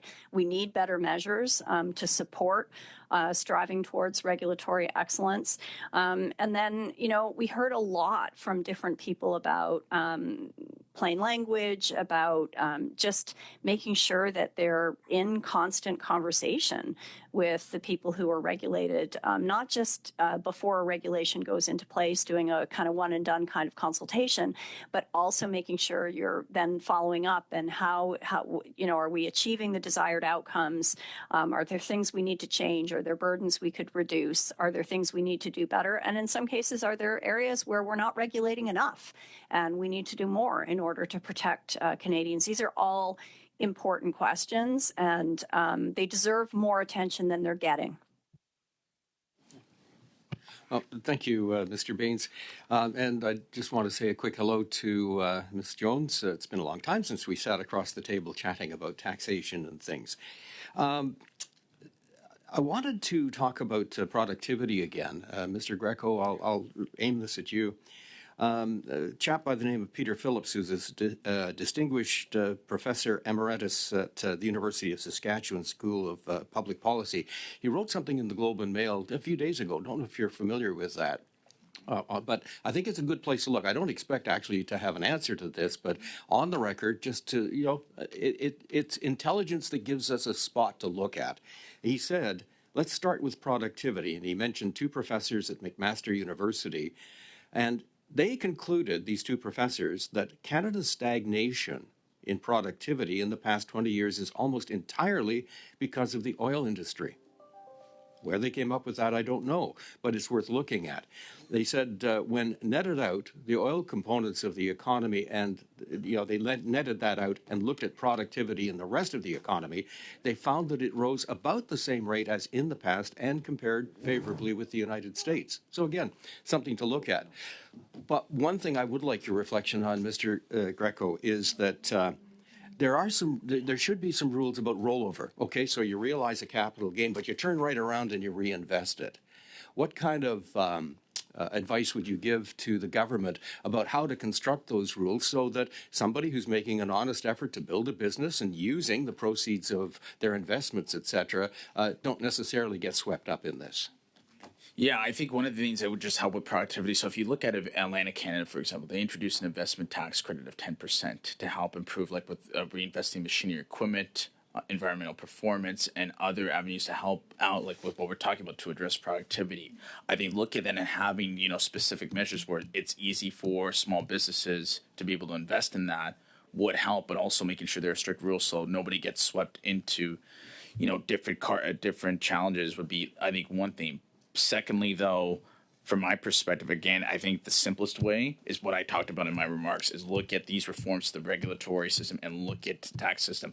That would just go a long way to improve our productivity numbers. Thanks, Mr. Hardy. Mrs. Block, please. Thank you, Chair, and I do appreciate the opportunity to have a round of questioning, even though I've only been here for the last hour. I would have to say it's a bit ironic that today's study on regulatory modernization was put forward by the Liberals on this committee with a view to doing a few things, which is reducing the unnecessary administrative burden on small and medium-sized businesses, simplifying regulatory processes, cutting red tape, and lastly, examining regulations that may impede international competitiveness. And yet here we are. They've introduced yet another, what I would call vacuous policy, with their increase in capital gains that is going to have a huge impact on the members you represent. I think I've heard that in the short time that I've been here today. And put that together with the carbon tax that is already hurting small and medium-sized businesses and the increases that are going to be contemplated all along the way. I know, Mr. Greco, that you had asked to return to this committee, that you've been here before, provided some testimony and asked if you could come back, and you said there were some things that you wanted to address. If I'm covering ground that was already covered in the first hour, I don't want to do that, but I'm thinking that you probably talked a lot about the capital gains policy of this current government. Is there anything that that is really pressing that you would like to share with us today, given that you had asked to return? Yeah, and also just to be also clear, I know Mr. McCauley had mentioned that he wanted myself and others back in June, just given the fact that we didn't get into hardly. I think one thing I really want to highlight is what's been done in going back to regulatory reform is what's been happening in British Columbia. So what they did is look at having a minister of deregulation, and that kind of helped separate to really put a focus on red tape. And then government agencies had to work on tracking and reporting regulatory activity against a baseline. Furthermore, agencies were put on a regulatory diet where they, in addition to looking at measurement and monitoring, they had to commit to reducing regulatory requirements by 1/3. And so that was tied into agencies having to demonstrate why regulations would be introduced in exchange for any new regulations. New regulations that were introduced held greater scrutiny to demonstrate, how many regulations would be eliminated, but also focus on outcomes-based measures, evidence, a risk-based approach focusing on outcomes. Reform was decentralized where each agency was responsible for tracking and reporting and monitoring progress. Why I mention this is we're looking at reforms to what Treasury Board is doing. These are things that we have to keep in mind, and especially when regarding to consultation. Yes, one and done consultation has been talked about, but it's also looking at roadmaps and looking at that progress. And if there isn't those proper work plans in place, then we don't have authentic consultation. It's gonna be like, okay, we talked about it, and then we moved on. Like, I think we really, with this study, we don't want this to be a study and just to sit on a study with like we're done. Like there needs to be this reform, and we have to move it forward. Otherwise, we're spinning our wheel. Or we're spinning our wheels. Thank you very much. Do I have any time left? Yeah, a minute and a half. I want to turn back to the Red Tape Reduction Act and the fact that at the last meeting we had around this, we had some witnesses around the table that weren't necessarily very familiar with some of the requirements in that act on the part of the government and the president of the Treasury Board to table an annual report on federal regulatory management initiatives and to provide an update on what the government is doing. And have you heard from many of your members on this issue that they may not have a full understanding about what is required of this government when it comes to the act? And given your mandate in representing your members, is there any advice you would provide to us on that front? That's a great question. I think generally there's a lot of education that needs to be done still. And it goes back to explaining what different initiatives are in plain language. But part of that too, when you're explaining, we talk about cost-benefit analysis all the time. Yes, it's based on data made available in terms of regulatory impact analysis, what's available on StatsCan, but it's really going into how this affects businesses. They have to deal with different things in terms of compliance, cost, operational cost, payroll, other technical requirements. That all has to be accounted for. Otherwise, if an initiative is put forward in terms of the Red Tape Reduction Act, there's not accountability. It's not really painting the whole picture. It has to look at everything: economic, environmental, societal considerations. Otherwise, we're not looking at what is not only the best interest for businesses, but we're also not looking at what is the best interest for Canadians. Thanks very much. Mr. Sousa, please. Thank you, Chairman. My question is to Laura Jones. So let's talk a little bit about the regulatory bodies. And there's been a lot of chatter from opposing views that politicians should be the one making decisions. It seems when it comes to matters in case of regulatory matters like provincial regulatory affairs around securities law. Sometimes I've seen certain politicians get into the decision making of a securities regulator, especially when it comes across innovative engagement. The Bank of Canada, for example, is another area where politicians are making claims that they want to be the governor and promote other forms of currency, it seems. And I'm just wondering, from your vantage point, how do you see the integrity of the system, especially that of Canadian and the regulatory side and the legitimate side? I mean, people come to Canada for certain reasons, and one of them is that they're safe from interference. I'd like to know your thoughts on the arm's length relationships of regulatory authorities. I think we're fortunate to live in a country where we have,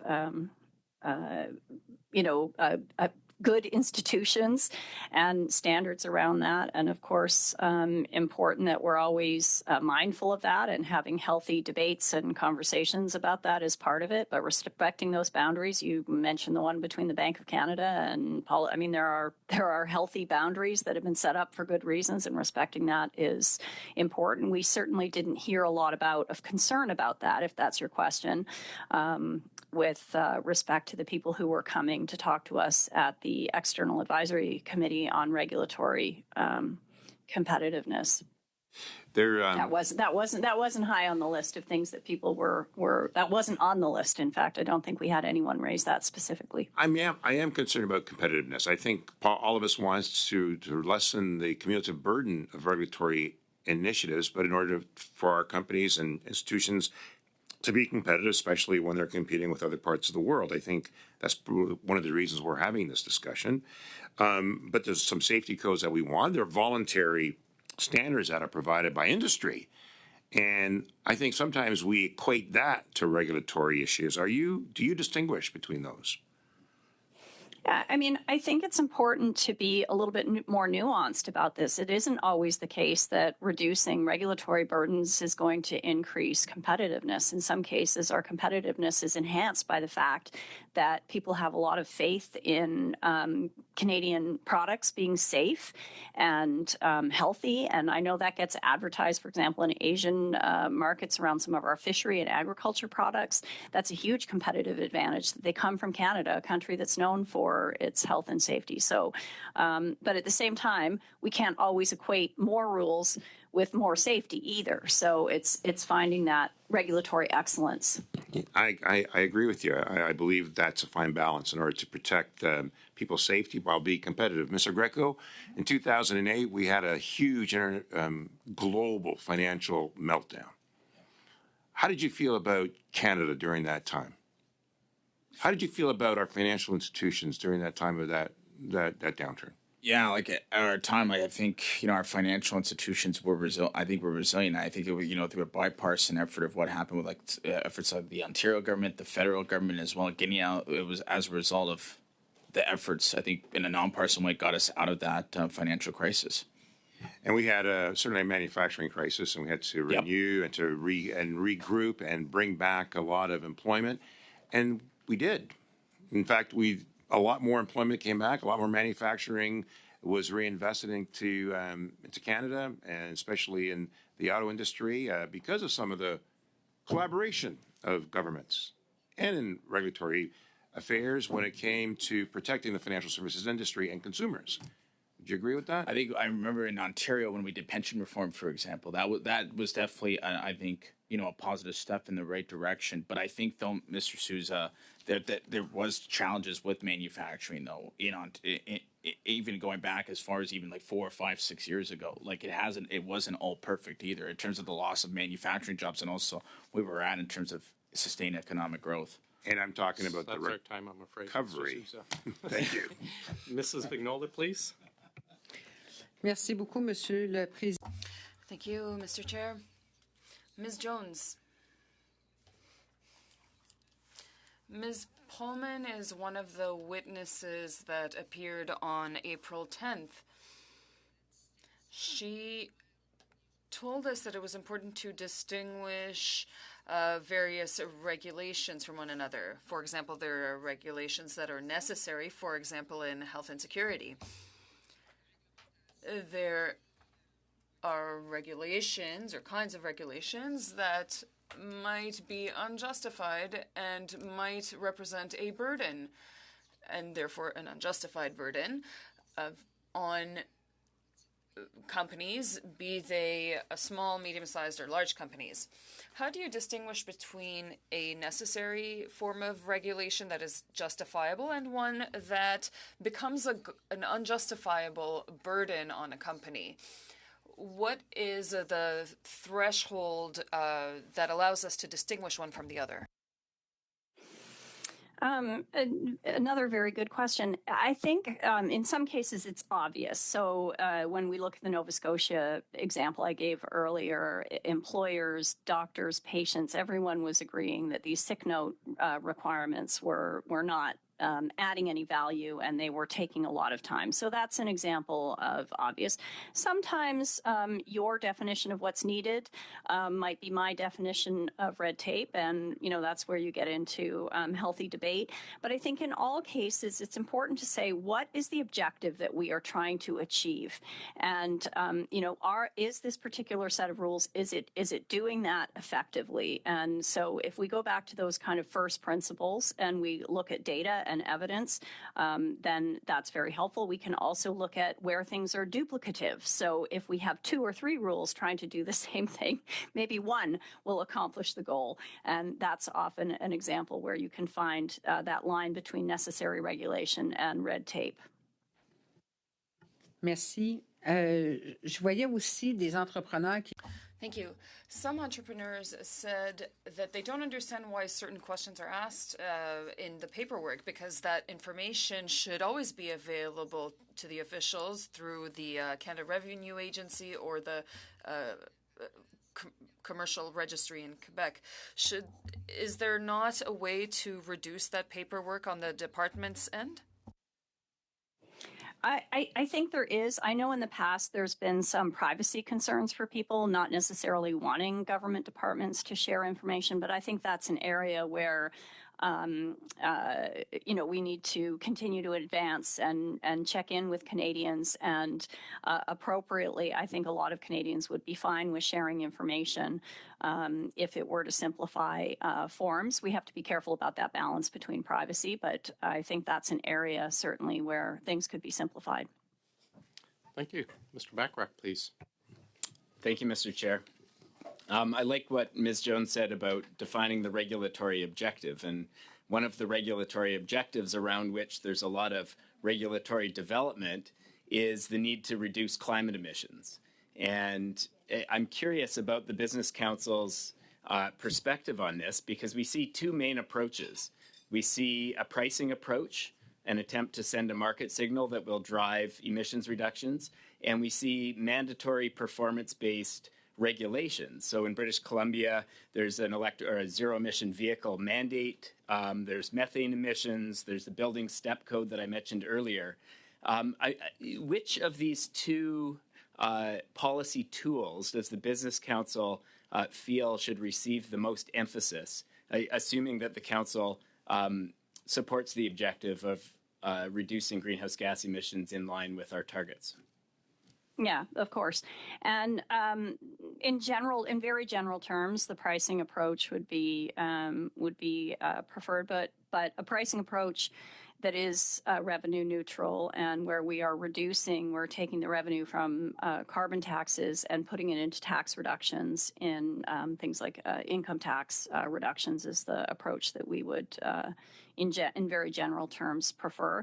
I think the worst scenario is to have the pricing and then layering on of regulations where sometimes there's duplication. We haven't considered the unintended consequences where we've got multiple different rules trying to do the same thing. So that's what we would want to avoid.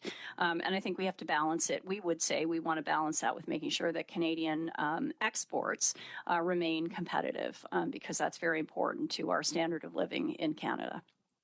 And then earlier you said that you accepted that, while much of the focus of this study is on increasing regulatory efficiency and removing regulations that are unnecessary, like the examples you provided, at times there is the need for new regulations to be developed. I wonder if you could give a couple examples of new regulations that the Business Council would support and feels are necessary. Yeah, so I think that when you think about new, where you might be likely to have less regulation than is optimal, and would be in that lower kind of quadrant that we're talking about, that on the diagram I gave you, tend to be in emerging industries. And I think that's where you get debate. So, when you think about things like how long it took to maybe put some regulations in place around vaping products or things like that, we're sometimes slower than we need to be with emerging products. And I would say where we're more likely to be over-regulated than under-regulated is in industries that have been around for a while. That's where we need to be modernizing our thinking, but it's those emerging products where we may be tending to under-regulate. And again, I think regulatory excellence provides a really good North Star for it, and getting better at measurement also will help us more quickly identify where we are. Thank you very much.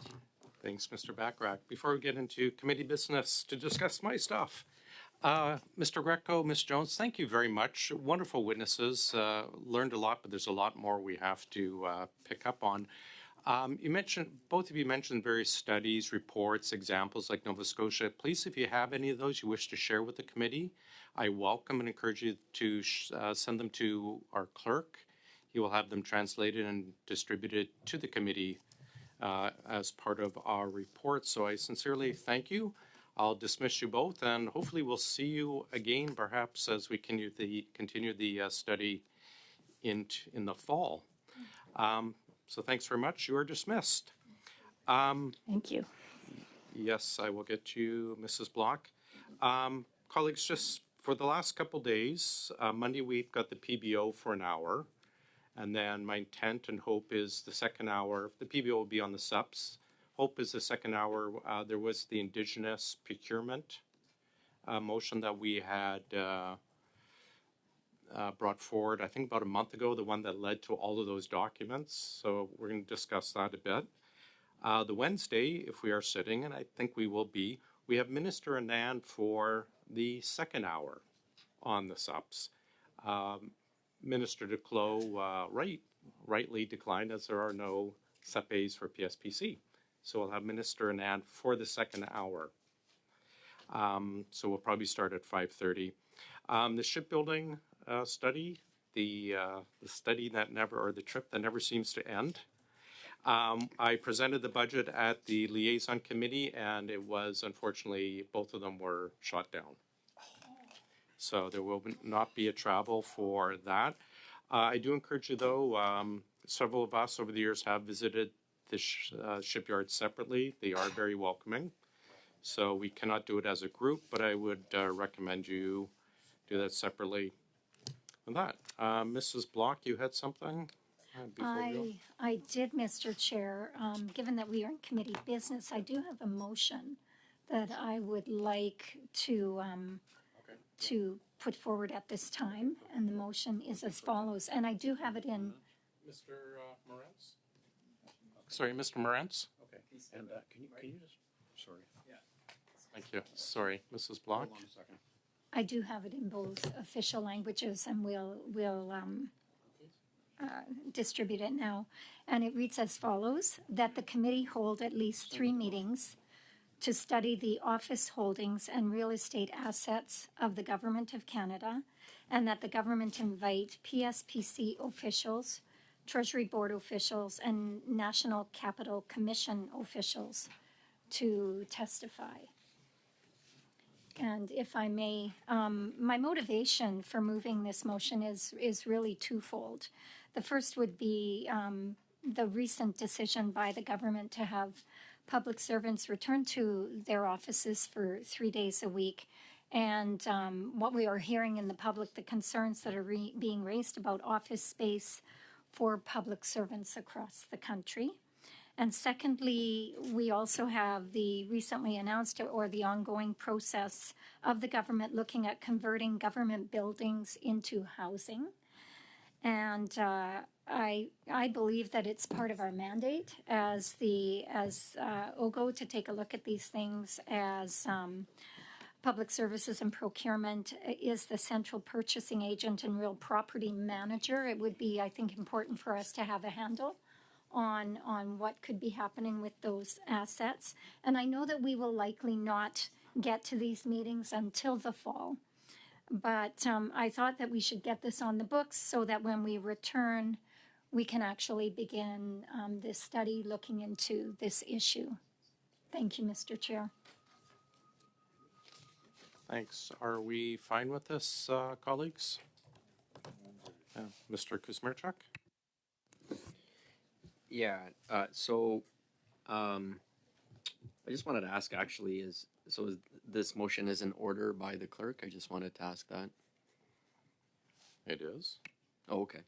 And then I just wanted to actually ask for a suspension if we can just have my team and I can have a conversation about this because it's the first time that we're seeing this. And today we were looking at the modernization, the red tape reduction study. And so this is not really related to that. It came out of left field. And so just wanted to have an opportunity to actually look at it. So suspend. We can suspend 2 or 3 minutes. 5 minutes would be great. 2 or 3 minutes.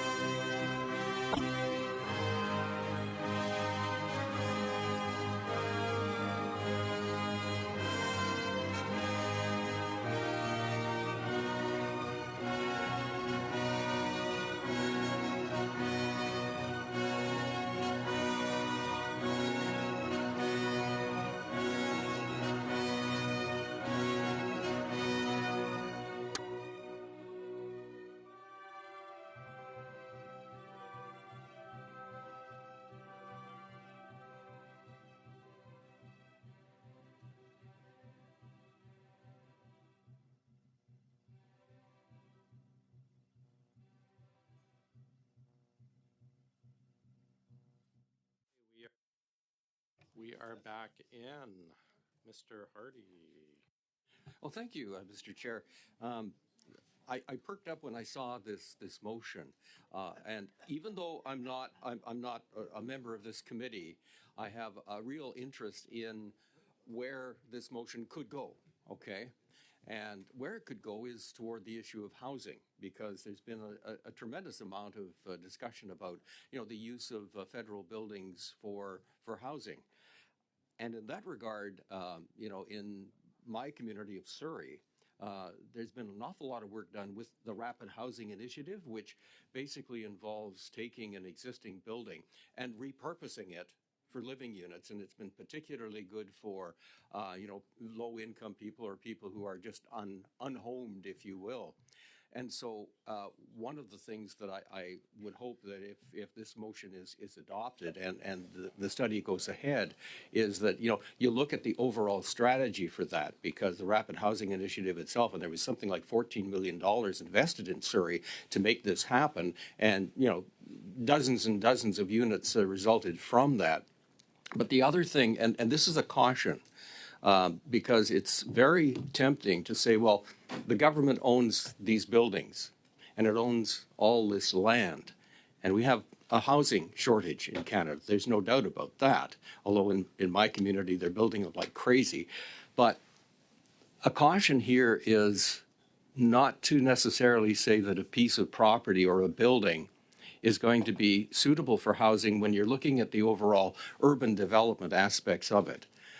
There's in our community, there's pieces of federal land that are out in the countryside. Yes, you can go in there and you could probably build on one. You could probably build 300 townhomes, but they're a long, long way from public transit.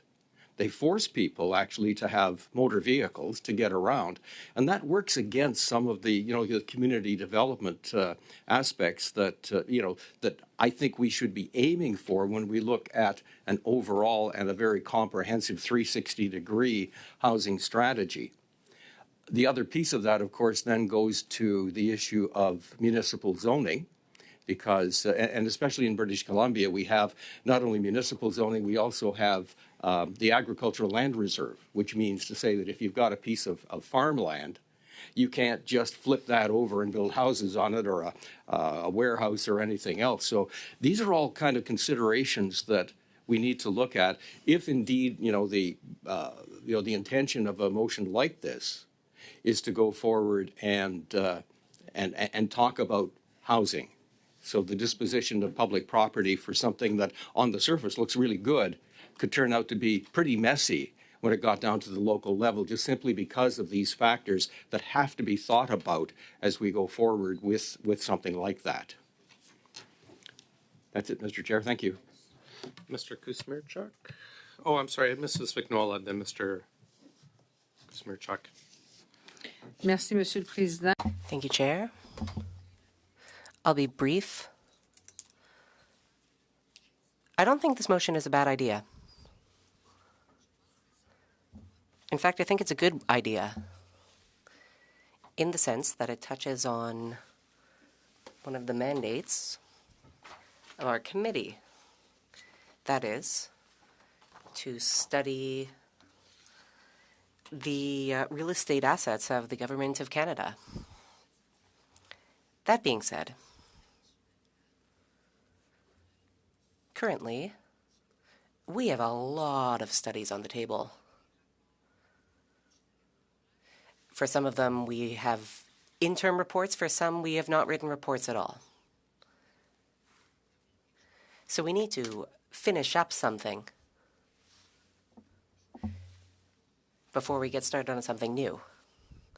Sure, we finished the Canada Life study, but there's still a lot on the table. For example, McKinsey and the shipbuilding strategy. There's ArriveCan. And then there's regulations. And then there's what's it called? Indigenous procurement. It was diversity in procurement. That was it. So, we have a massive pile of studies on the table, a whole bunch in franglais of studies that we still need to finish. I would like to put out the friendly suggestion, as someone who doesn't like confrontation. So I would like to suggest yes, but not now. Let's do it in the fall or in January. Let's at the very least finish up 1 or 2 current studies. For me, it is really important to know that the government's real estate assets are being used well. And certainly, housing is a current issue.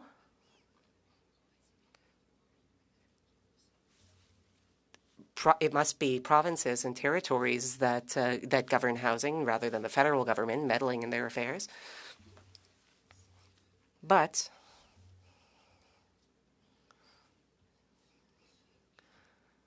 given the size of the study proposed and given the studies we have before us, I would suggest that we work on our current studies, clear off our workloads a little bit, and then during the next parliamentary session, we can come back to this topic and carry out a proper, professional, in-depth study of federal real estate, as well as how it is managed and all topics to do with it. Thank you. Go ahead, Mr. Kusmerchuk, and then Mr. Bachrach. Yeah, thank you very much. And again, as is often the case, I agree wholeheartedly with what Madame Vignola has stated. She is the voice of reason, oftentimes in this on this committee, and so what I wanted to say is, I agree wholeheartedly. We have a slew of studies that we've begun. We keep adding to those studies. We haven't really finalized almost a single one. That's the challenge.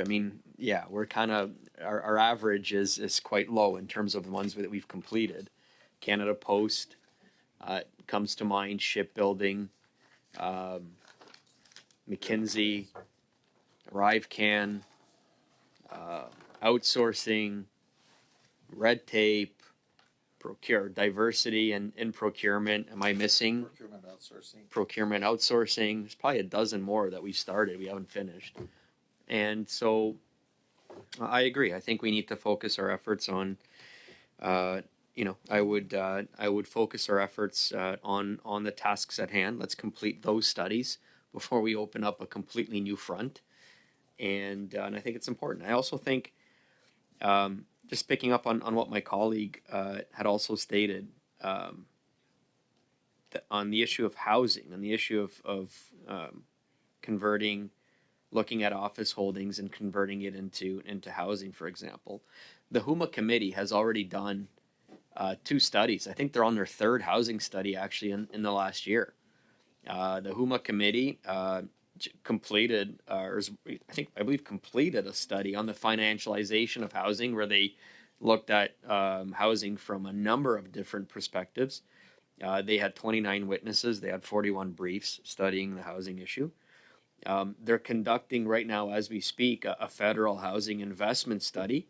So looking at all the ways that the federal government can make investments and change policy to maximize housing, and again, so HUMA, I think, is, if you're talking about housing, HUMA is the place to talk about, in terms of federal surplus lands and converting that into housing.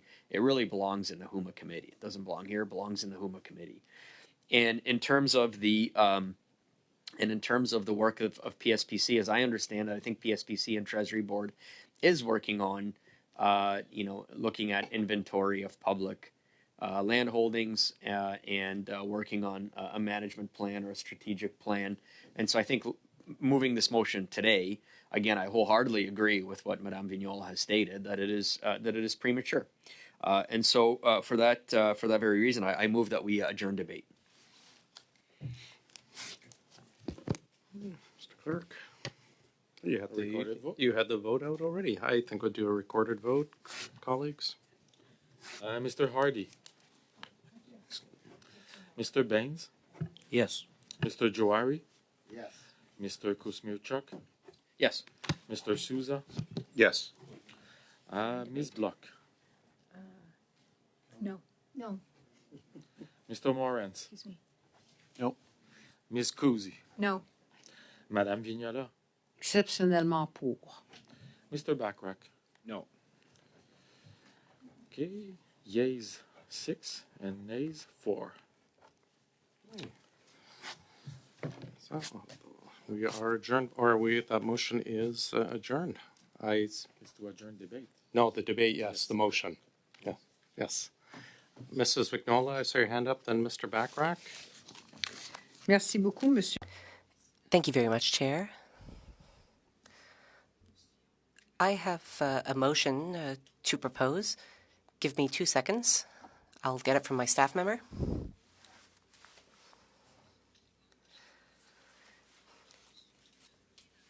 If you haven't received it, you should get it shortly. It is worded as follows. As pertains to the committee's study on government contracts with McKinsey, that the committee invite Kevin D'Entremont and Gregory Weinberg from McKinsey Company to appear. The Deputy Minister of PSPC, Deputy Minister of the Treasury Board, the President of the Canada School of Public Service, or the Director of Pedagogical Services,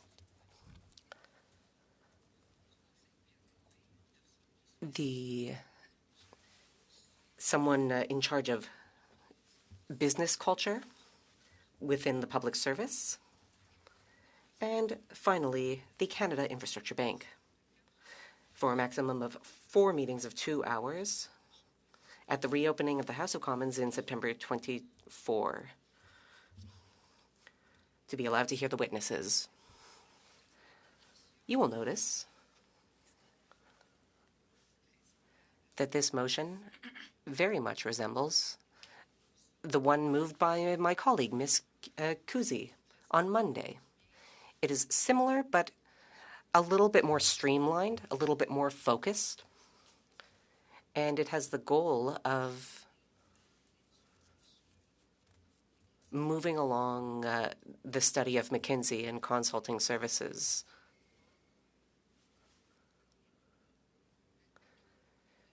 This will prevent us from getting a surfeit of witnesses who might not all be able to answer our questions. Of course, the goal of this committee is to get answers to our numerous questions.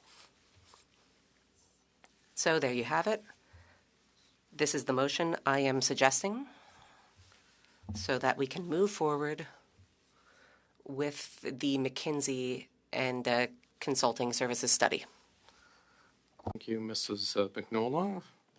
I assume because it's taken out a lot of the more disagreeable things from the other motion that you have talked to the others, so I appreciate that. So we should speak on this? Is this something we just get to a vote right away? Mr. Backrack, did you want to talk on this? Okay. Yeah, if we're all in agreement, we are agreed. Thank you. Yeah, Mr. Backrack? Thank you, Mr. Chair. I wonder if we might just have a brief conversation about which studies we intend to fully complete and table reports for. I can speak to the study that we brought forward on rural postal service. I would very much like to see a report tabled in the House with recommendations. But I'm not sure. It seems like some of the other studies are more open-ended and have continued for many months. And I understand that this committee doesn't necessarily produce reports for every study. So I'm just curious because I would like to pick up the Postal Service study, and you and I had a sidebar conversation about holding one more meeting, and then, I think we've explored some of the different facets. We're short of the number of hours of hearings that we had intended in the original motion, but in my view, we could proceed then to a draft report and table it in the House of Commons and move on. There aren't any other studies that I'm attached to following that process for, but perhaps there are other members that are attached. And if we can identify 2 or 3 reports that, as a committee, we want to see tabled, let's do that and have a shared understanding that the other studies will remain open. And perhaps we'll be talking about McKinsey in next March, or Sure. who knows? Maybe the intent was to have an hour with the PBO and a second hour to discuss the motion that we had put forward regarding Indigenous procurement. Maybe if it's fine with everyone, I will chat with the analysts and we'll try and get like kind of a progress report in each of the studies to see if there is something we can push forward and finish quickly. I'm not sure there is, but why don't we kind of get a progress report and we can chat about it on Monday. I think that sounds good. Sure. Thanks, Mr. Chair. Colleagues, if nothing else, we'll adjourn. Thanks, everyone.